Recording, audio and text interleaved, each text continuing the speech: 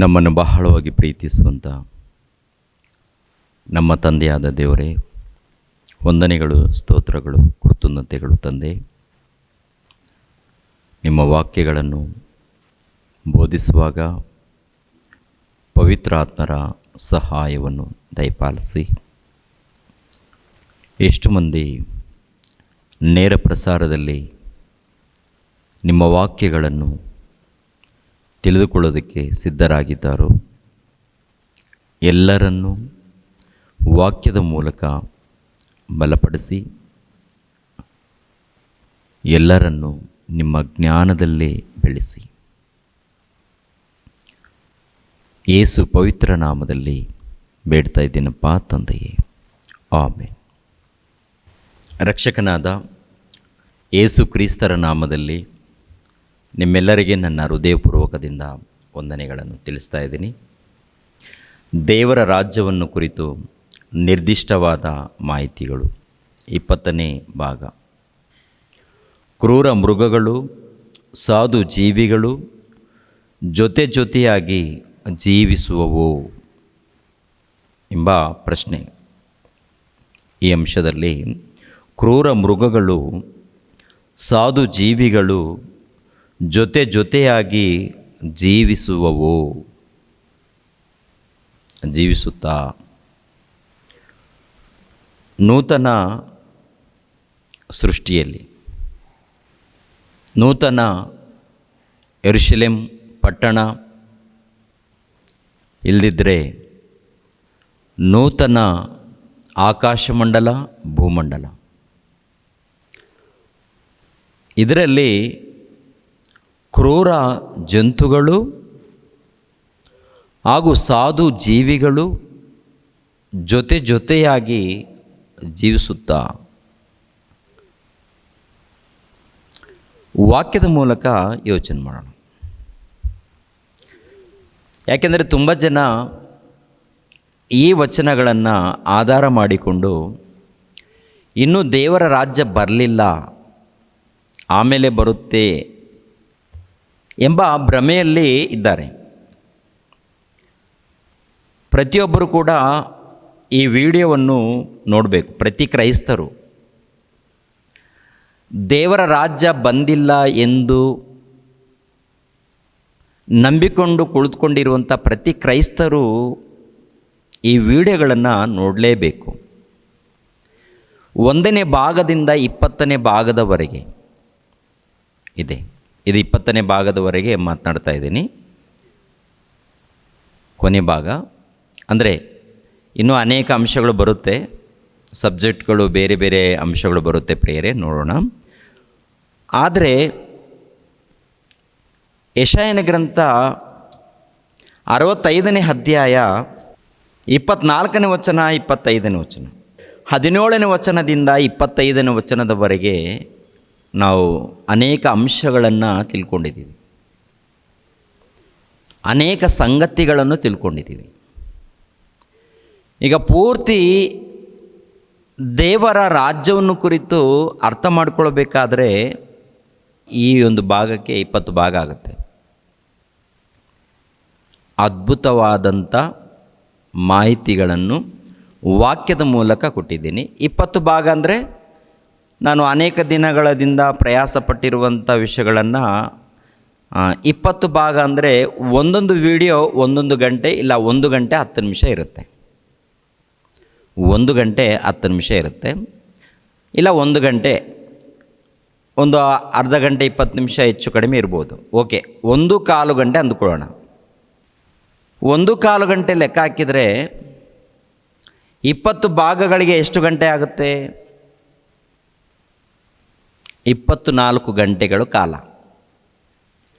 24 ಗಂಟೆಗಳ ಕಾಲವನ್ನು 24 ಗಂಟೆ ಕಾಲ ನೀವು ದೇವ್ರಿಗೋಸ್ಕರ ಸಮಯ ಕೊಟ್ಟರೆ, ಬೆಳಗ್ಗಿಂದ ಸಂಜೆ ತನಕ 12 ಗಂಟೆ ತನಕ, ಅಂದರೆ 12 ತಾಸು, ಬೆಳಗ್ಗಿಂದ ಸಂಜೆ ತನಕ ನೋಡಿದ್ರೆ 12 ವಿಡಿಯೋಗಳನ್ನು ಕಂಪ್ಲೀಟ್ ಮಾಡ್ಬೋದು, ನೋಡ್ಬೋದು. ಇನ್ನೂ ಕೆಲವು ವಿಡಿಯೋಗಳನ್ನು ಎರಡನೇ ದಿನದಲ್ಲಿ, ಅಂದರೆ 2 ದಿನ ಕಷ್ಟಪಟ್ಟು ನೀವು ಪ್ರಯತ್ನ ಮಾಡಿದ್ರೆ ಪೂರ್ತಿ ವಿಡಿಯೋಗಳನ್ನು ನೋಡಿದ್ರೆ ಈ ದೇವರ ರಾಜ್ಯವನ್ನು ಕುರಿತು ಎಲ್ಲೆಲ್ಲಿ ಪ್ರಶ್ನೆ ಇದೆಯೋ ಎಲ್ಲ ಪ್ರಶ್ನೆಗಳಿಗೆ ಉತ್ತರ ಸಿಗುತ್ತೆ. ಪ್ರಕಟಣೆ ಗ್ರಂಥದಲ್ಲಿ ದೇವರ ರಾಜ್ಯವನ್ನು ಕುರಿತು ಪ್ರಶ್ನೆ ಇದೆಯಾ?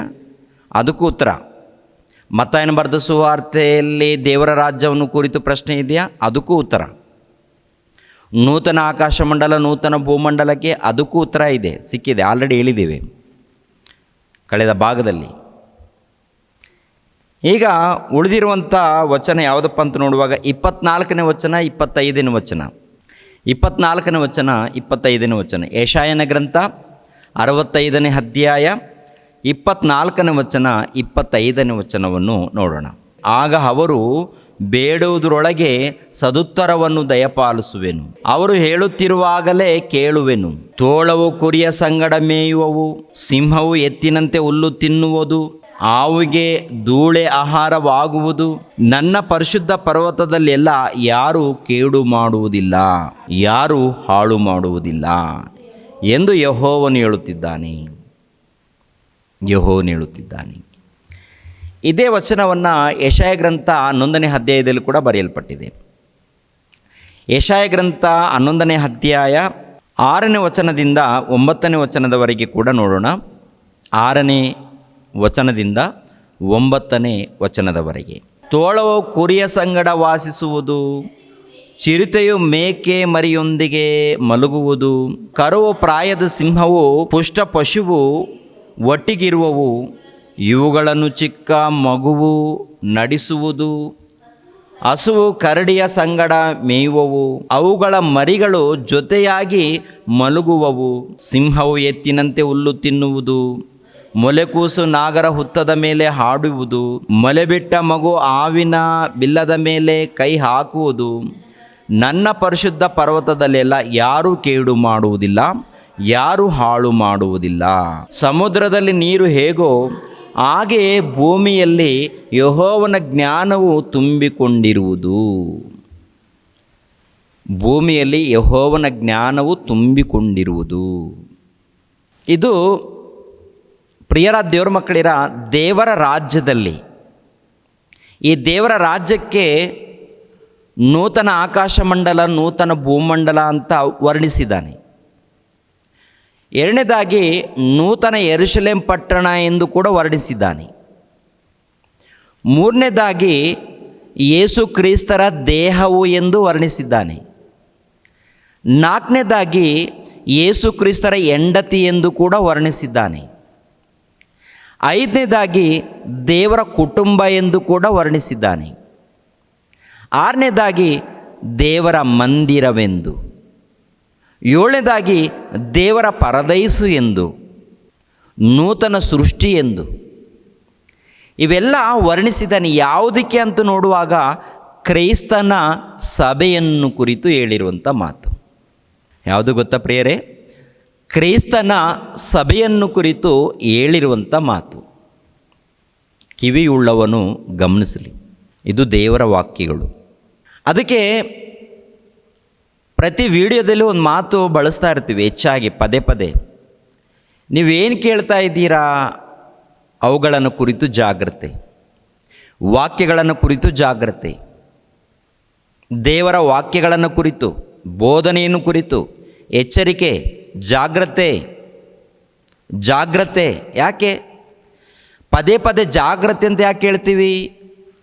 ಜಾಗ್ರತೆ ಪಡದೆ ಹೋದರೆ ನಿನಗೆ ಭಯಂಕರವಾದಂಥ ನಷ್ಟ ಇದೆ, ನಿನಗೆ ಭಯಂಕರವಾದಂಥ ಪ್ರಮಾದ ಇದೆ. ಅಂಥ ಭಯಂಕರವಾದಂಥ ಪ್ರಮಾದವನ್ನು, ನಷ್ಟವನ್ನು ತಪ್ಪಿಸ್ಕೊಳ್ಬೇಕು ಹೊಂದದಂತೆ ಅಂದರೆ ಜಾಗ್ರತೆಯಿಂದ ಕೇಳಬೇಕು. ಕೇಳಿದ ನಂತರ ವಿಧೇಯನಾಗಬೇಕು. ಯಾವುದಕ್ಕೆ? ಕ್ರೈಸ್ತನ ಮಾತುಗಳಿಗೆ. ಕ್ರೈಸ್ತನ ಮಾತುಗಳೇ ನಿನ್ನನ್ನು ಪರಲೋಕಕ್ಕೆ ಕರ್ಕೊಂಡು ಹೋಗುವಂಥದ್ದು, ದೇವರ ಮಾತುಗಳು. ಆದ್ದರಿಂದ ಗಮನ ಕೊಟ್ಟು ಕೇಳಬೇಕು. ಕೇಳಿದ ನಂತರ ಒಳಪಡಬೇಕು, ವಿಧೇಯರಾಗಬೇಕು, ನಡ್ಕೊಳ್ಬೇಕು. ನಡ್ಕೊಳ್ಳದೆ ಹೋದರೆ ಪ್ರಯೋಜನ ಏನೂ ಇಲ್ಲ. ಕೇಳಿ ವಾಕ್ಯಗಳನ್ನು ಕೇಳಿ ಸಂತೋಷಪಟ್ಟು ಬಿಟ್ಟೋದ್ರೆ ಪ್ರಯೋಜನಂತರೂ ಏನಿಲ್ಲ. ಕೇಳಿದ ನಂತರ ಬದಲಾಗಬೇಕು, ಬದುಕುಗಳು ಬದಲಾಗಬೇಕು. ಯೆಶಾಯ ಗ್ರಂಥ 65ನೇ ಅಧ್ಯಾಯ 24ನೇ ವಚನದಲ್ಲಿ ನೋಡುವಾಗ ಏನ್ರಿ ಏನಂತ ಬರೆಯಲ್ಪಟ್ಟಿದೆ ಅಲ್ಲಿ?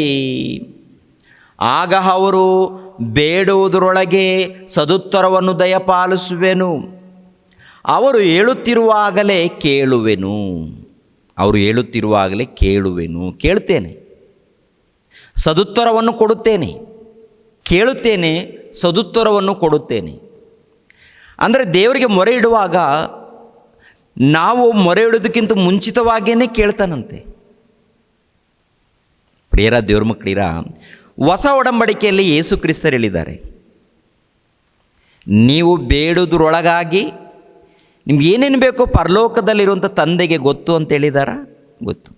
ನೀವು ಬೇಡಿ, ನಿಮ್ಗೆ ಏನೇನು ಬೇಕೋ ಬೇಡಿಕೊಳ್ಳಿ. ನಾವೇನು ಬೇಡ್ತೀವಿ ಪ್ರಿಯರೇ? ಲೀಸ್ಟ್ ಹಾಕ್ಕೊಳ್ತೀವಿ.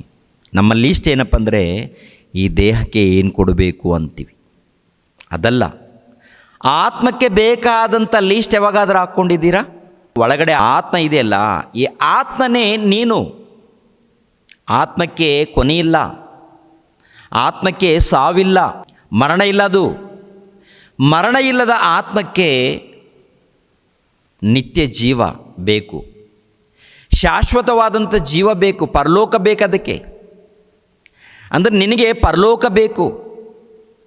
ಪರಲೋಕ ಬೇಕು ಅಂದರೆ ಆ ಪರಲೋಕವನ್ನು ಪಡೆದುಕೊಳ್ಳೋದಕ್ಕೆ ಏನೇನು ಬೇಕೋ ಅದನ್ನು ಬೇಡಿಕೊಳ್ಳಿ ಅಂತಾರೆ ದೇವರು. ನಾವೇನು ಮಾಡ್ತೀವಿ ಅಂತ ನೋಡುವಾಗ ತಾತ್ಕಾಲಿಕವಾದಂಥ ಭೌತಿಕವಾದಂಥ ಭೂಲೋಕಕ್ಕೆ ಸಂಬಂಧಪಟ್ಟ ಸಂಗತಿಗಳನ್ನು ಪದೇ ಪದೇ ಕೇಳ್ತಾ ಇರ್ತೀವಿ. ಅದೇ ಪ್ರಕಾರ ದೇವರ ರಾಜ್ಯ ಬರಲಿ. ಆಲ್ರೆಡಿ 1ನೇ ಶತಮಾನದಲ್ಲಿ ದೇವರ ರಾಜ್ಯ ಬಂದಿದೆ ಎಂಬ ಒಂದು ಸಂಗತಿ ಪ್ರಪಂಚಕ್ಕೆ ಏನಾಗಿದೆ? ಮರೆಯಾಗಿದೆ. ಮನೋನೇತ್ರಗಳು ಮಂಕಾಗಿದೆ. ಬೈಬಲ್ ಓದಲ್ವಾ?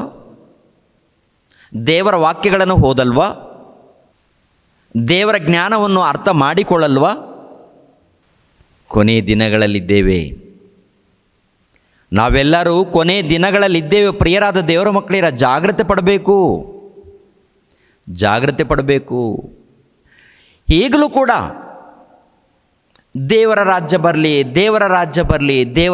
ಬರಲಿ ಅಂತ ಈ ವಿಡಿಯೋ ಕೊನೆಯ ತನಕ ನೋಡಿದ್ರೆ ನಿಮಗೆ ಅರ್ಥ ಆಗುತ್ತೆ.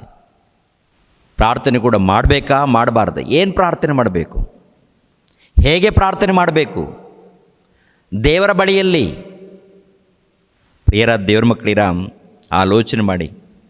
ಯೋಹಾನ್ ಬರೆದ ಸುವಾರ್ತೆ 15ನೇ ಅಧ್ಯಾಯ 7ನೇ ವಚನವನ್ನು ನೋಡಿ.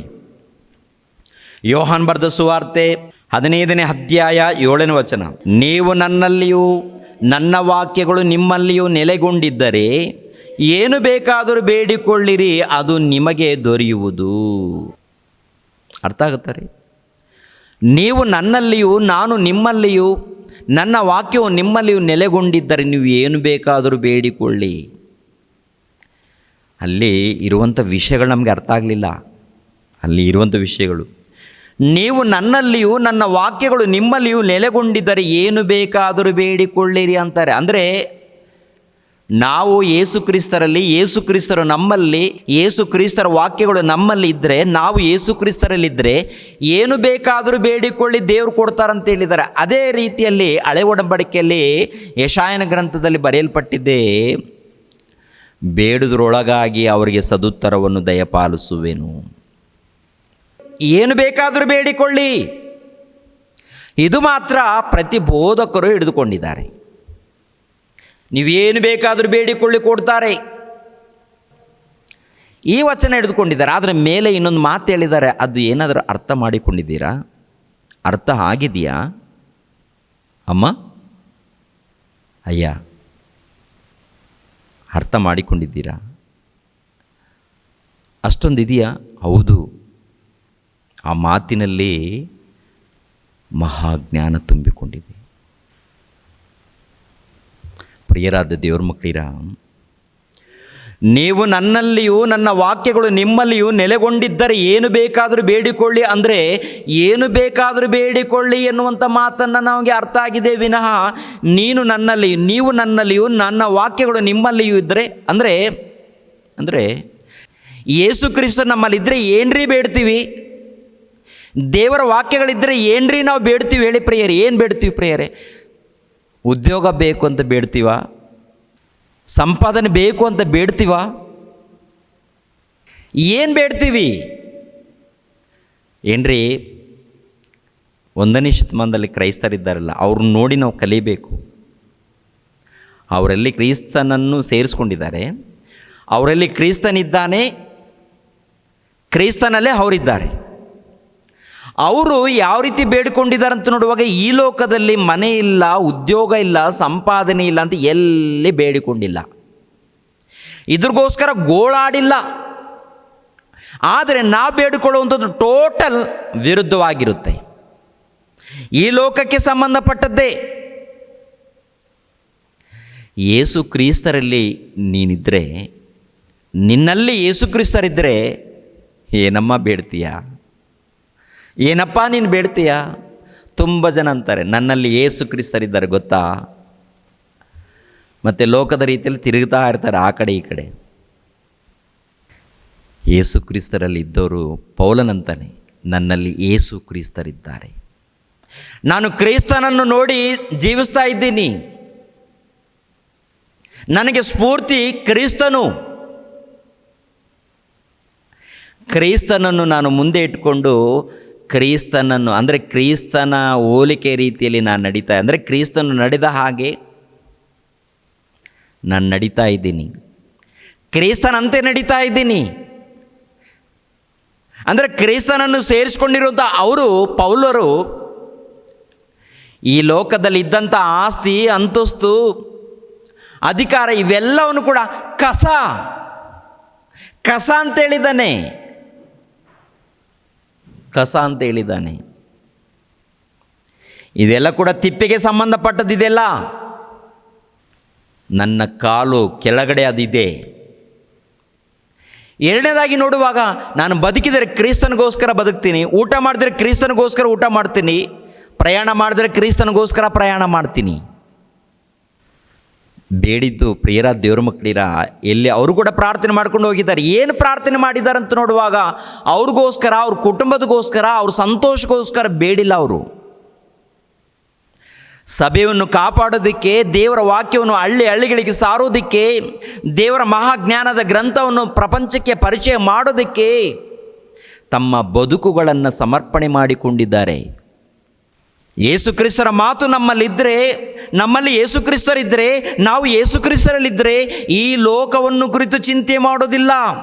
ಊಟ ಇಲ್ಲವೆಂದು, ಸಂಬಳ ಇಲ್ಲವೆಂದು, ಉದ್ಯೋಗ ಬಂದಿಲ್ಲವೆಂದು, ಮದುವೆ ಆಗಿಲ್ಲವೆಂದು, ಮಕ್ಕಳು ಇಲ್ಲವೆಂದು ಇದ್ರಿಗೋಸ್ಕರ ತವಕ ಪಡೋದಿಲ್ಲ ರೀ. ಹೌದಾ? ಹೌದು, ಆ ಮಾತಿನಲ್ಲಿ ಅರ್ಥ. ಅಂದರೆ ಕ್ರಿಸ್ತನು ನಿನ್ನಲ್ಲಿದ್ದರೆ ಈ ಲೋಕವನ್ನು ಕುರಿತು ಮೊಟ್ಟ ಮೊದಲು ನೀನು ಚಿಂತೆ ಬಿಡ್ತೀಯ. ಹೇಗಾದರೂ ಮಾಡಿ ನಾನು ಪರಲೋಕವನ್ನು ಪಡ್ಕೋಬೇಕು. ಪರಲೋಕವನ್ನು ಪಡಿಬೇಕಾದರೆ ದೇವರ ವಾಕ್ಯವನ್ನು ಓದಬೇಕು. ದೇವರ ವಾಕ್ಯ ಅರ್ಥ ಆಗಿಲ್ಲ ಅಂದರೆ, ದೇವರೇ ನನಗೆ ಜ್ಞಾನ ಅರ್ಥವಾಗ್ತಾ ಇಲ್ಲ, ನನಗೆ ಕೊಡಿ ದೇವರೇ, ನನಗೆ ಜ್ಞಾನವನ್ನು ಕೊಡಿ ದೇವರೇ, ಸಹಾಯ ಮಾಡಿ ದೇವರೇ. ನಿಮ್ಮ ಮಾತುಗಳು ಅರ್ಥ ಮಾಡ್ಕೊಳ್ಬೇಕು. ಏನು ಬೇಕಾದರೂ ಬೇಡಿಕೊಳ್ಳಿ ಅಂದಾಗ ಏನು ಬೇಡ್ತಾ ಇದ್ದೀವಿ? ಈ ಮಣ್ಣು. ಅಪೊಸ್ತಲರು ಅಂದಿದ್ದಾರಲ್ಲ, ತಿಪ್ಪಿಗೆ ಅಂದರೆ ಕಸಕ್ಕೆ ಹೋಲಿಸಿದ್ದಾನೆ ಆಸ್ತಿ ಪಾಸ್ತಿ ಎಲ್ಲವನ್ನು. ನಮಗೆ ಕಸ ಬೇಕು ದೇವರೇ, ಮನೆಯಲ್ಲಿ ಬೀರ್ವದಲ್ಲಿ ಕಸ ಇಲ್ಲ, ಕಸ ತುಂಬಿಸ್ಕೊಳ್ಬೇಕು, ಬೇಗ ಕೊಡಿ. ಉದ್ಯೋಗ ಎಂಬ ಕಸ ಇಲ್ಲ, ಸಂಪಾದನೆ ಇಲ್ಲ. ಕಸ ತೊಗೊಂಡು ಏನು ಮಾಡ್ತೀಯ? ಹೋಗ್ಲಿ ಸುವಾರ್ತಿಗೆ ಏನಾದರೂ ಕಷ್ಟಪಡ್ತೀಯಾ? ಇಲ್ಲ. ಈ ಕಸ ತಗೊಂಡು ಆಮೇಲೆ ನನ್ನ ಮಕ್ಕಳಿಗೆ ಕಸವನ್ನು ಜೋಡಿಸಿಡಬೇಕು, ಆನಂತರ ಮೊಮ್ಮಕ್ಕಳು ಬರ್ತಾರೆ, ಆ ಮೊಮ್ಮಕ್ಕಳಿಗೆ ಮತ್ತೇನೇನು ಮಾಡಬೇಕಲ್ಲ. ಕಸ ಇಲ್ಲಾಂದರೆ ಯಾವುದು ಕೆಲಸ ನಡೆಯಲ್ಲ. ಏನ್ರಿ ಸೈತಾನನ ಮುದ್ರೆ ಇಲ್ಲದೆ ಹೋದರೆ ಕೆಲಸನೇ ನಡೆಯಲ್ಲ. ಟೋಟಲ್ ಪ್ರಪಂಚ ನೋಡಬೇಕಾದ್ರೆ ಈ ಮುದ್ರೆಯಿಂದನೇ ಕೆಲಸ. ಈ ಮುದ್ರೆಗೋಸ್ಕರ, ಈ ಕಸದಗೋಸ್ಕರನೇ ಜಗಳ, ಯುದ್ಧಗಳು, ಮಾರಣಕಾಂಡಗಳು. ಇನ್ನೆಲ್ಲಿ ಲೋಕ ಉದ್ಧಾರ ಆಗುತ್ತೆ? ಲೋಕ ಆಗಿದೆ. ನೂತನ ರಾಜ್ಯದಲ್ಲಿ, ನೂತನ ಸೃಷ್ಟಿಯಲ್ಲಿ, ದೇವರ ರಾಜ್ಯದಲ್ಲಿ ಸೇರಿಸಲ್ಪಟ್ಟಿದ್ದೀವಿ ಅಂತ ಹೇಳುವಂಥ ನಾವು, ಕ್ರೈಸ್ತರಾಗಿರುವಂಥ ನಾವು ಆ ತಿಪ್ಪೆಗೋಸ್ಕರ, ಆ ಕಸದಗೋಸ್ಕರ ತವಕ ಪಡ್ತಾ ಇದ್ದೀವಿ. ಹಾಡುಗಳೇನೋ ಉನ್ನತವಾಗಿ ಹಾಡ್ತೀವಿ, ಸಭೆಯಲ್ಲಿ ಬಂದಾಗ ಒಂದು ಪದ್ಧತಿ ಪಾಲಿಸ್ತೀವಿ, ಎಲ್ಲ ರೀತಿಯಲ್ಲಿ ಚೆನ್ನಾಗಿರುತ್ತೆ, ಓಕೆ ಇರಲಿ. ಆದರೆ ಜೀವಿತಗಳು ಸರಿ ಇಲ್ಲ, ಪ್ರಾರ್ಥನೆಗಳು ಸರಿ ಇಲ್ಲ, ವಾಕ್ಯದ ಪ್ರಕಾರ ಜೀವನ ಇಲ್ಲ. ಸರಿ ಮಾಡಿಕೊಳ್ಬೇಕು ಪ್ರಿಯರಾದ ದೇವರ ಮಕ್ಕಳಿರ. ಎಷ್ಟು ಅದ್ಭುತವಾದಂಥ ಮಾತು. ನೀವು ನನ್ನಲ್ಲಿಯೂ ನನ್ನ ವಾಕ್ಯಗಳು ನಿಮ್ಮಲ್ಲಿಯೂ ನೆಲೆಗೊಂಡಿದ್ದರೆ ಏನು ಬೇಕಾದರೂ ಬೇಡಿಕೊಳ್ಳಿ. ಅಂದರೆ ಮೊಟ್ಟ ಮೊದಲು ದೇವ್ರ ವಾಕ್ಯ ಇದ್ದರೆ, ದೇವ್ರ ವಾಕ್ಯ ಇಲ್ಲಾಂದರೆ ಯೇಸು ಕ್ರಿಸ್ತ ನಮ್ಮಲ್ಲಿ ಇದ್ದರೆ ಈ ಲೋಕಕ್ಕೆ ಸಂಬಂಧಪಟ್ಟದ್ದು ಕೇಳೋದಿಲ್ಲ ರೀ. ನಾವು ಕೇಳ್ತಾ ಇದ್ದೀವಿ ಅಂದರೆ ಇನ್ನೂ ನಮಗೆ ಮನವರಿಕೆ ಆಗಲಿಲ್ಲ ಅಂತ ಅರ್ಥ, ಮನೋನೇತ್ರಗಳು ಬೆಳಗಿಲ್ಲ ಅಂತ ಅರ್ಥ. ನಿಜ ರೀ ಪ್ರಿಯರಾದ ದೇವ್ರ ಮಕ್ಕಳಿರಿ. ಏನ್ರಿ ನಮ್ಗೆ ಏನು ಬೇಕು ಎಲ್ಲ ದೇವ್ರಿಗೆ ಗೊತ್ತು ಪ್ರಿಯರೇ. ನೀನು ದೇವರ ರಾಜ್ಯಕ್ಕಾಗಿ ತವಕಪಡು. ಬಂದಿದೆ? ಬಂದಿದೆ. ದೇವರ ರಾಜ್ಯಕ್ಕಾಗಿ, ದೇವರ ನೀತಿಗಾಗಿ ತವಕಪಡು ಅಂತ ಹೇಳಿಲ್ವಾ? ದೇವರ ರಾಜ್ಯಕ್ಕಾಗಿ ತವಕಪಡಬೇಕು. ಪ್ರಿಯರಾದ ದೇವ್ರ ಮಕ್ಕಳಿರ, ಆಲೋಚನೆ ಮಾಡಿ. ಮತ್ತೆ ಬನ್ನಿ ಯೆಶಾಯ ಗ್ರಂಥಕ್ಕೆ. ಇವಾಗ ಅಲ್ಲಿ 65ನೇ ಅಧ್ಯಾಯ 24-25 ವಚನದಲ್ಲಿ ನೋಡುವಾಗ, ಪ್ರಿಯರಾದ ದೇವ್ರ ಮಕ್ಕಳಿರ, ತೋಳವು, ಸಿಂಹವು, ಹಾವನ್ನು ಕುರಿತು ಪರಿಚಯ ಮಾಡಿದ್ದಾನಲ್ಲಿ. ತೋಳ ಇರುತ್ತಂತೆ, ಸಿಂಹವು ಇರುತ್ತಂತೆ, ಹಾವುಗಳು ಕೂಡ ಇರುತ್ತಂತೆ. ಎಲ್ಲಿ? ಯೆಶಾಯ ಗ್ರಂಥ 65-25 ವಚನದಲ್ಲಿ ನೋಡಿದ್ದೇವೆ. ಅದೇ ಯೆಶಾಯನ ಗ್ರಂಥ 11ನೇ ಅಧ್ಯಾಯ 6ನೇ ವಚನದಿಂದ ನೋಡುವಾಗ ಇನ್ನೂ ಜಾಸ್ತಿ ಏನು ಕಾಣುತ್ತೆ? ಚಿರತೆ ಕಾಣುತ್ತೆ, ಕರಡಿ ಕಾಣುತ್ತೆ. ಚಿರತೆ ಕಾಣುತ್ತೆ, ಕರಡಿ ಕಾಣುತ್ತೆ, ಇನ್ನು ಕೆಲವು ಬೇರೆ ಪಶುಗಳು ಕೂಡ ಕಾಣುತ್ತೆ ರೀ. 11ನೇ ಅಧ್ಯಾಯ, ಯೆಶಾಯನ ಗ್ರಂಥ 11ನೇ ಅಧ್ಯಾಯ 6ನೇ ವಚನದಿಂದ, ತೋಳವು ಕುರಿಯ ಸಂಗಡ ವಾಸಿಸುವುದು, ಚಿರತೆಯು ಮೇಕೆ ಮರಿಯೊಂದಿಗೆ ಮಲಗುವುದು, ಕರು ಪ್ರಾಯದ ಸಿಂಹವು, ಪುಷ್ಟ ಪಶುವು ಒಟ್ಟಿಗಿರುವವು, ಇವುಗಳನ್ನು ಚಿಕ್ಕ ಮಗುವು ನಡೆಸುವನು. ಹಸು ಕರಡಿಯ ಸಂಗಡ ಮೇವುವು, ಅವುಗಳ ಮರಿಗಳು ಜೊತೆಯಾಗಿ ಮಲಗುವುವು. ಸಿಂಹವು ಎತ್ತಿನಂತೆ ಹುಲ್ಲು ತಿನ್ನುವುದು, ಮೊಲೆಕೂಸು ನಾಗರ ಹುತ್ತದ ಮೇಲೆ ಹಾಡುವುದು, ಮೊಲೆಬಿಟ್ಟ ಮಗುವು ಹಾವಿನ ಬಿಲ್ಲದ ಮೇಲೆ ಕೈ ಹಾಕುವುದು. ನನ್ನ ಪರಿಶುದ್ಧ ಪರ್ವತದಲ್ಲೆಲ್ಲ ಯಾರು ಕೇಡು ಮಾಡುವುದಿಲ್ಲ, ಯಾರು ಹಾಳು ಮಾಡುವುದಿಲ್ಲ. ಸಮುದ್ರದಲ್ಲಿ ನೀರು ಹೇಗೋ ಹಾಗೆಯೇ ಭೂಮಿಯಲ್ಲಿ ಯೆಹೋವನ ಜ್ಞಾನವು ತುಂಬಿಕೊಂಡಿರುತ್ತೆ. ನೋಡಿ, ಯೆಶಾಯನ ಗ್ರಂಥ 65ನೇ ಅಧ್ಯಾಯ 24-25 ವಚನದಲ್ಲಿ, ಅದೇ ಪ್ರಕಾರ 11ನೇ ಅಧ್ಯಾಯ 6ನೇ ವಚನದಿಂದ 9ನೇ ವಚನದವರೆಗೆ, ಅಲ್ಲಿ ಇಲ್ಲಿ ಇರುವಂಥ ಉದ್ದೇಶ ಒಂದೇ. ಅಲ್ಲಿ ನೋಡಿ, ಇಲ್ಲಿ ನೋಡಿ, ಒಟ್ಟಿನಲ್ಲಿ ವಾಕ್ಯಗಳನ್ನು ಪರಿಶೋಧನೆ ಮಾಡಿ ನೂತನ ಸೃಷ್ಟಿಯಲ್ಲಿ, ದೇವರ ರಾಜ್ಯದಲ್ಲಿ ಈ ಸಿಂಹವು, ಇಲ್ಲ ತೋಳವು, ಇಲ್ಲ ಕರಡಿ, ಚಿರತೆ, ಆನಂತರ ಪಶುಗಳು, ಕುರಿಗಳು, ಇವೆಲ್ಲ ಕೂಡ ಒಂದೇ ಕಡೆ ಇರುತ್ತಂತೆ. ಒಂದೇ ಕಡೆ ಏನ್ರಿ ಸಿಂಹವು ಬಂದು ಹುಲ್ಲು ತಿನ್ನುತ್ತಂತೆ, ಮೇವು. ಏನ್ರಿ ಸಿಂಹವು ಬಂದು ಮೇವು ತಿನ್ನುವಂಥದ್ದು ಯಾವತ್ತಾದರೂ ನಾವು ಕೇಳಿದ್ದೀವ ಜೀವನದಲ್ಲಿ? ಆದರೂ ನೂತನ ಸೃಷ್ಟಿಯಲ್ಲಿ ಸಿಂಹವು ಮೇವು ತಿನ್ನುವುದು ಎತ್ತಿನೊಂದಿಗೆ ಅಂತ ಅರ್ಥ ಆಗತ್ತಾ? ಇವೆಲ್ಲ ಯಾಕೆ, ಯಾರಿಗೋಸ್ಕರ ಬರೆಸಿದ್ದಾರೆ, ಯಾರಿಗಾಗಿ, ಇದರ ಹಿಂದೆ ಇರುವಂಥ ಉದ್ದೇಶಗಳೇನು ಎಂದು ವಾಕ್ಯದ ಮೂಲಕ ನಮಗೆ ಅರ್ಥ ಆಗಬೇಕು. ಯಾರಿಗೂ ಹೋಲಿಸಿದಾನು ಗೊತ್ತಾ ಪ್ರಿಯರೇ? ತುಂಬ ಜನ ಅಂದ್ಕೊಳ್ತಾರೆ 1000 ವರ್ಷ ಪರಿಪಾಲನೆ ಅಂತಾರೆ. 1000 ವರ್ಷ ಅಂದರೆ 1000 ವರ್ಷನೇ ಇರುತ್ತೆ. 1100 ವರ್ಷ ಅಂದರೆ ಇಲ್ಲ, 1000 ವರ್ಷ ಅದು ಇವಾಗಲ್ಲ, ಆಮೇಲೆ ಬರುತ್ತೆ ಅಂತ ಇವನೊಬ್ಬ ಮೂಢ. ಅವ್ರು ಹೇಳುವಂಥದ್ದು ಏನಪ್ಪ ಅಂದರೆ, ಈ ವಚನಗಳನ್ನು ಆಧಾರ ಮಾಡಿಕೊಳ್ಳುವಂಥದ್ದು. ತೋಳವು ಕುರಿಯ ಸಂಗಡ ವಾಸಿಸುವುದು. ಎಲ್ಲಿ ವಾಸಿಸ್ತಾ? ಒಂದು ವೇಳೆ ದೇವರ ರಾಜ್ಯ ಬಂದಿದೆ ಅಂತ ಹೇಳ್ತಾ ಇದ್ದೀರಲ್ವಾ ರಾಮು ಬ್ರದರ್, ಹಾಗಾದರೆ ತೋಳವು ಕುರಿಯ ಸಂಗಡ ಎಲ್ಲಿ ಮಲಗುತ್ತಾ ಇದೆ, ಎಲ್ಲಿ ವಾಸಿಸ್ತಾ ಇದೆ? ಇದೊಂದು ಪ್ರಶ್ನೆ ಹಾಕುವಂಥದ್ದು. ಆನಂತರ ಚಿರತೆಯು ಮೇಕೆ ಮರಿಯೊಂದಿಗೆ ಮಲಗುವುದು ಇದೆಯಲ್ಲಿ? ಕರು ಪ್ರಾಯದ ಸಿಂಹವು ಪುಷ್ಟ ಪಶು ಒಟ್ಟಿಗಿರುವವು, ಇವುಗಳನ್ನು ಚಿಕ್ಕ ಮಗು ನಡೆಸುವನು. ಹಸುವು ಕರಡಿಯು ಸಂಗಡ ಮೇಯುವವು, ಅವುಗಳ ಮರಿಗಳು ಜೊತೆಯಾಗಿ ಮಲಗುವವು. ಸಿಂಹವು ಎತ್ತಿನಂತೆ ಹುಲ್ಲು ತಿನ್ನುವುದು. ಇವೆಲ್ಲ ಕೂಡ ಮೃಗಗಳು, ಕ್ರೂರ ಮೃಗಗಳು. ಸಿಂಹವಾಗಿರ್ಬೋದು, ಚಿರತೆ ಆಗಿರ್ಬೋದು, ಕರಡಿ ಆಗಿರ್ಬೋದು, ಹುಲಿಗಳಾಗಿರ್ಬೋದು, ತೋಳಗಳಾಗಿರ್ಬೋದು. ಇವೆಲ್ಲ ನೋಡುವಾಗ ಕ್ರೂರ ಮೃಗಗಳಿವೆಲ್ಲ. ಹಿಂದೆ ಮುಂದೆ ಅಂದರೆ ಮನುಷ್ಯರನ್ನು ನೋಡದೆ, ಜಂತುಗಳನ್ನು ನೋಡದೆ, ಪ್ರಾಣಿಗಳನ್ನು ನೋಡದೆ, ಯಾವುದನ್ನು ನೋಡದೆ ತಿನ್ನುವಂಥ ಮೃಗಗಳು, ಸಾಯಿಸಿ. ಅಂಥ ಮೃಗಗಳು ದೇವರ ರಾಜ್ಯದಲ್ಲಿ ಇರುತ್ತೆ ಅಂತ ಹೇಳಿದ್ದಾರೆ. ಎಲ್ಲಿದೆ ದೇವರ ರಾಜ್ಯ? ಒಂದು ವೇಳೆ ದೇವರ ರಾಜ್ಯ ಬಂದಿದೆ ಅಂತ ನೀವು ಹೇಳಿದ್ರೆ, ಒಂದು ವೇಳೆ ಅಂದುಕೊಂಡ್ರೆ, ಎಲ್ಲಿ ಮೇಯ್ತಾ ಇದೆ ಅಂತ ಪ್ರಶ್ನೆ. ಅದಕ್ಕೆ ಇವರೆಲ್ಲ ಏನಪ್ಪ ಅಂತ ನೋಡುವಾಗ, ಸಿಂಹಗಳಂದರೆ ಸಿಂಹನೇ, ಹುಲಿ ಅಂದರೆ ಹುಲಿನೇ, ತೋಳ ಅಂದರೆ ತೋಳನೇ. ಯಾರಿಗೆ ಹೋಲಿಸಿದ್ದಾನೋ ಗೊತ್ತಾ? ಯಾರಿಗೆ ಹೋಲಿಸಿದ್ದಾನೋ ಒಂದು ಸಾರಿ ವಾಕ್ಯಗಳನ್ನು ಪರಿಶೋಧನೆ ಮಾಡೋಣ. ಪ್ರವಾದಿಯಾಗಿರುವಂಥ ಚೆಫನ್ಯನ ಗ್ರಂಥ ಏನ್ರಿ 3ನೇ ಅಧ್ಯಾಯ, ಚೆಫನ್ಯನ ಗ್ರಂಥ 3ನೇ ಅಧ್ಯಾಯ 1ನೇ ವಚನದಿಂದ ನೋಡಿ. ಅಯ್ಯೋ, ಅವಿಧೇಯವು ಮಲಿನವೂ ಆದ ಹಿಂಸಕ ನಗರಿಯ ಗತಿಯನ್ನು ಏನು ಹೇಳಲಿ? ಅದು ದೈವೋಕ್ತಿಗೆ ಕಿವಿಗೊಡಲಿಲ್ಲ, ಶಿಕ್ಷಣೆಗೆ ಒಳಪಡಲಿಲ್ಲ, ಯೆಹೋವನಲ್ಲಿ ಭರವಸವಿಡಲಿಲ್ಲ, ತನ್ನ ದೇವರ ಸನ್ನಿಧಿಗೆ ಸಮೀಪಿಸಲಿಲ್ಲ. ಅದರಲ್ಲಿನ ಮುಖ್ಯ ಅಧಿಕಾರಿಗಳು ಗರ್ಜಿಸುವ ಸಿಂಹಗಳು, ಅದರ ನ್ಯಾಯಾಧಿಪತಿಗಳು ಸಂಜೆಯ ತೋಳಗಳು, ಮರುದಿನ ಕಡಿಯುವುದಕ್ಕೆ ಎಲುಬು ಕೂಡ ಮಿಗದು. ತೋಳಗಳಿದೆಯಲ್ಲ, ತೋಳಗಳು ಏನ್ರಿ, ಈ ಯಾವುದಾದ್ರೂ ಮೃಗಗಳು ಇಲ್ಲ, ಬೇರೆ ಬೇರೆ ಕ್ರೂರ ಜಂತುಗಳನ್ನು, ಕ್ರೂರ ಮೃಗಗಳನ್ನು ಕೂಡ ಈ ತೋಳಗಳೆಲ್ಲ ಸೇರಿ ತಿನ್ನುವಂಥದ್ದು. ಕೊನೆಯದಾಗಿ ಎಲುಬುಗಳನ್ನು ಕೂಡ ಉಳಿಸದೆ ತಿನ್ನುವಂಥ ಮೃಗಗಳವು ತೋಳಗಳು. ಅದೇ ಪ್ರಕಾರ ಈ ಸಿಂಹ ನೋಡುವಾಗ, ಪ್ರಿಯರ ದೇವ್ರ ಮಕ್ಕಳಿರ, ಅರಣ್ಯದಲ್ಲಿ ಭಯಂಕರವಾದಂಥ ಮೃಗ, ಚಿರತೆ ಆಗಿರ್ಬೋದು, ಹುಲಿಗಳಾಗಿರ್ಬೋದು, ಇನ್ನು ಅನೇಕ ಮೃಗಗಳಿಗೆ ಹೋಲಿಸಿದ್ದಾನೆ.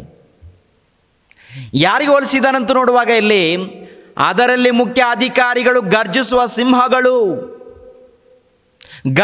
ಸಿಂಹಗಳು, ಅದರ ನ್ಯಾಯಾಧಿಪತಿಗಳು ಸಂಜೆಯ ತೋಳಗಳು, ಮರುದಿನ ಕಡಿಯುವುದಕ್ಕೆ ಎಲುಬು ಕೂಡ ಮಿಗದು. ಎಲುಬು ಕೂಡ ಏನ್ರಿ ಉಳಿಯೋದಿಲ್ವಂತೆ. ಅಂದರೆ ತೋಳಗಳು ತಿನ್ನೋದಕ್ಕೆ ನಿಂತ್ಕೊಂಡ್ರೆ ಎಲುಬುಗಳನ್ನು ಕೂಡ ಪುಡಿ ಪುಡಿ ಮಾಡುತ್ತಂತೆ ರೀ. ಎಲುಬುಗಳ ಏನೂ ಇಲ್ಲದಂತೆ ತಿಂದು ಎಲ್ಲ ಖಾಲಿ ಮಾಡುತ್ತೆ ಅಂತೆ. ಯಾವುವು? ತೋಳಗಳು. ಇಂಥ ತೋಳಗಳು ನೂತನ ರಾಜ್ಯದಲ್ಲಿ, ದೇವರ ರಾಜ್ಯದಲ್ಲಿ ಇರುತ್ತಂತೆ.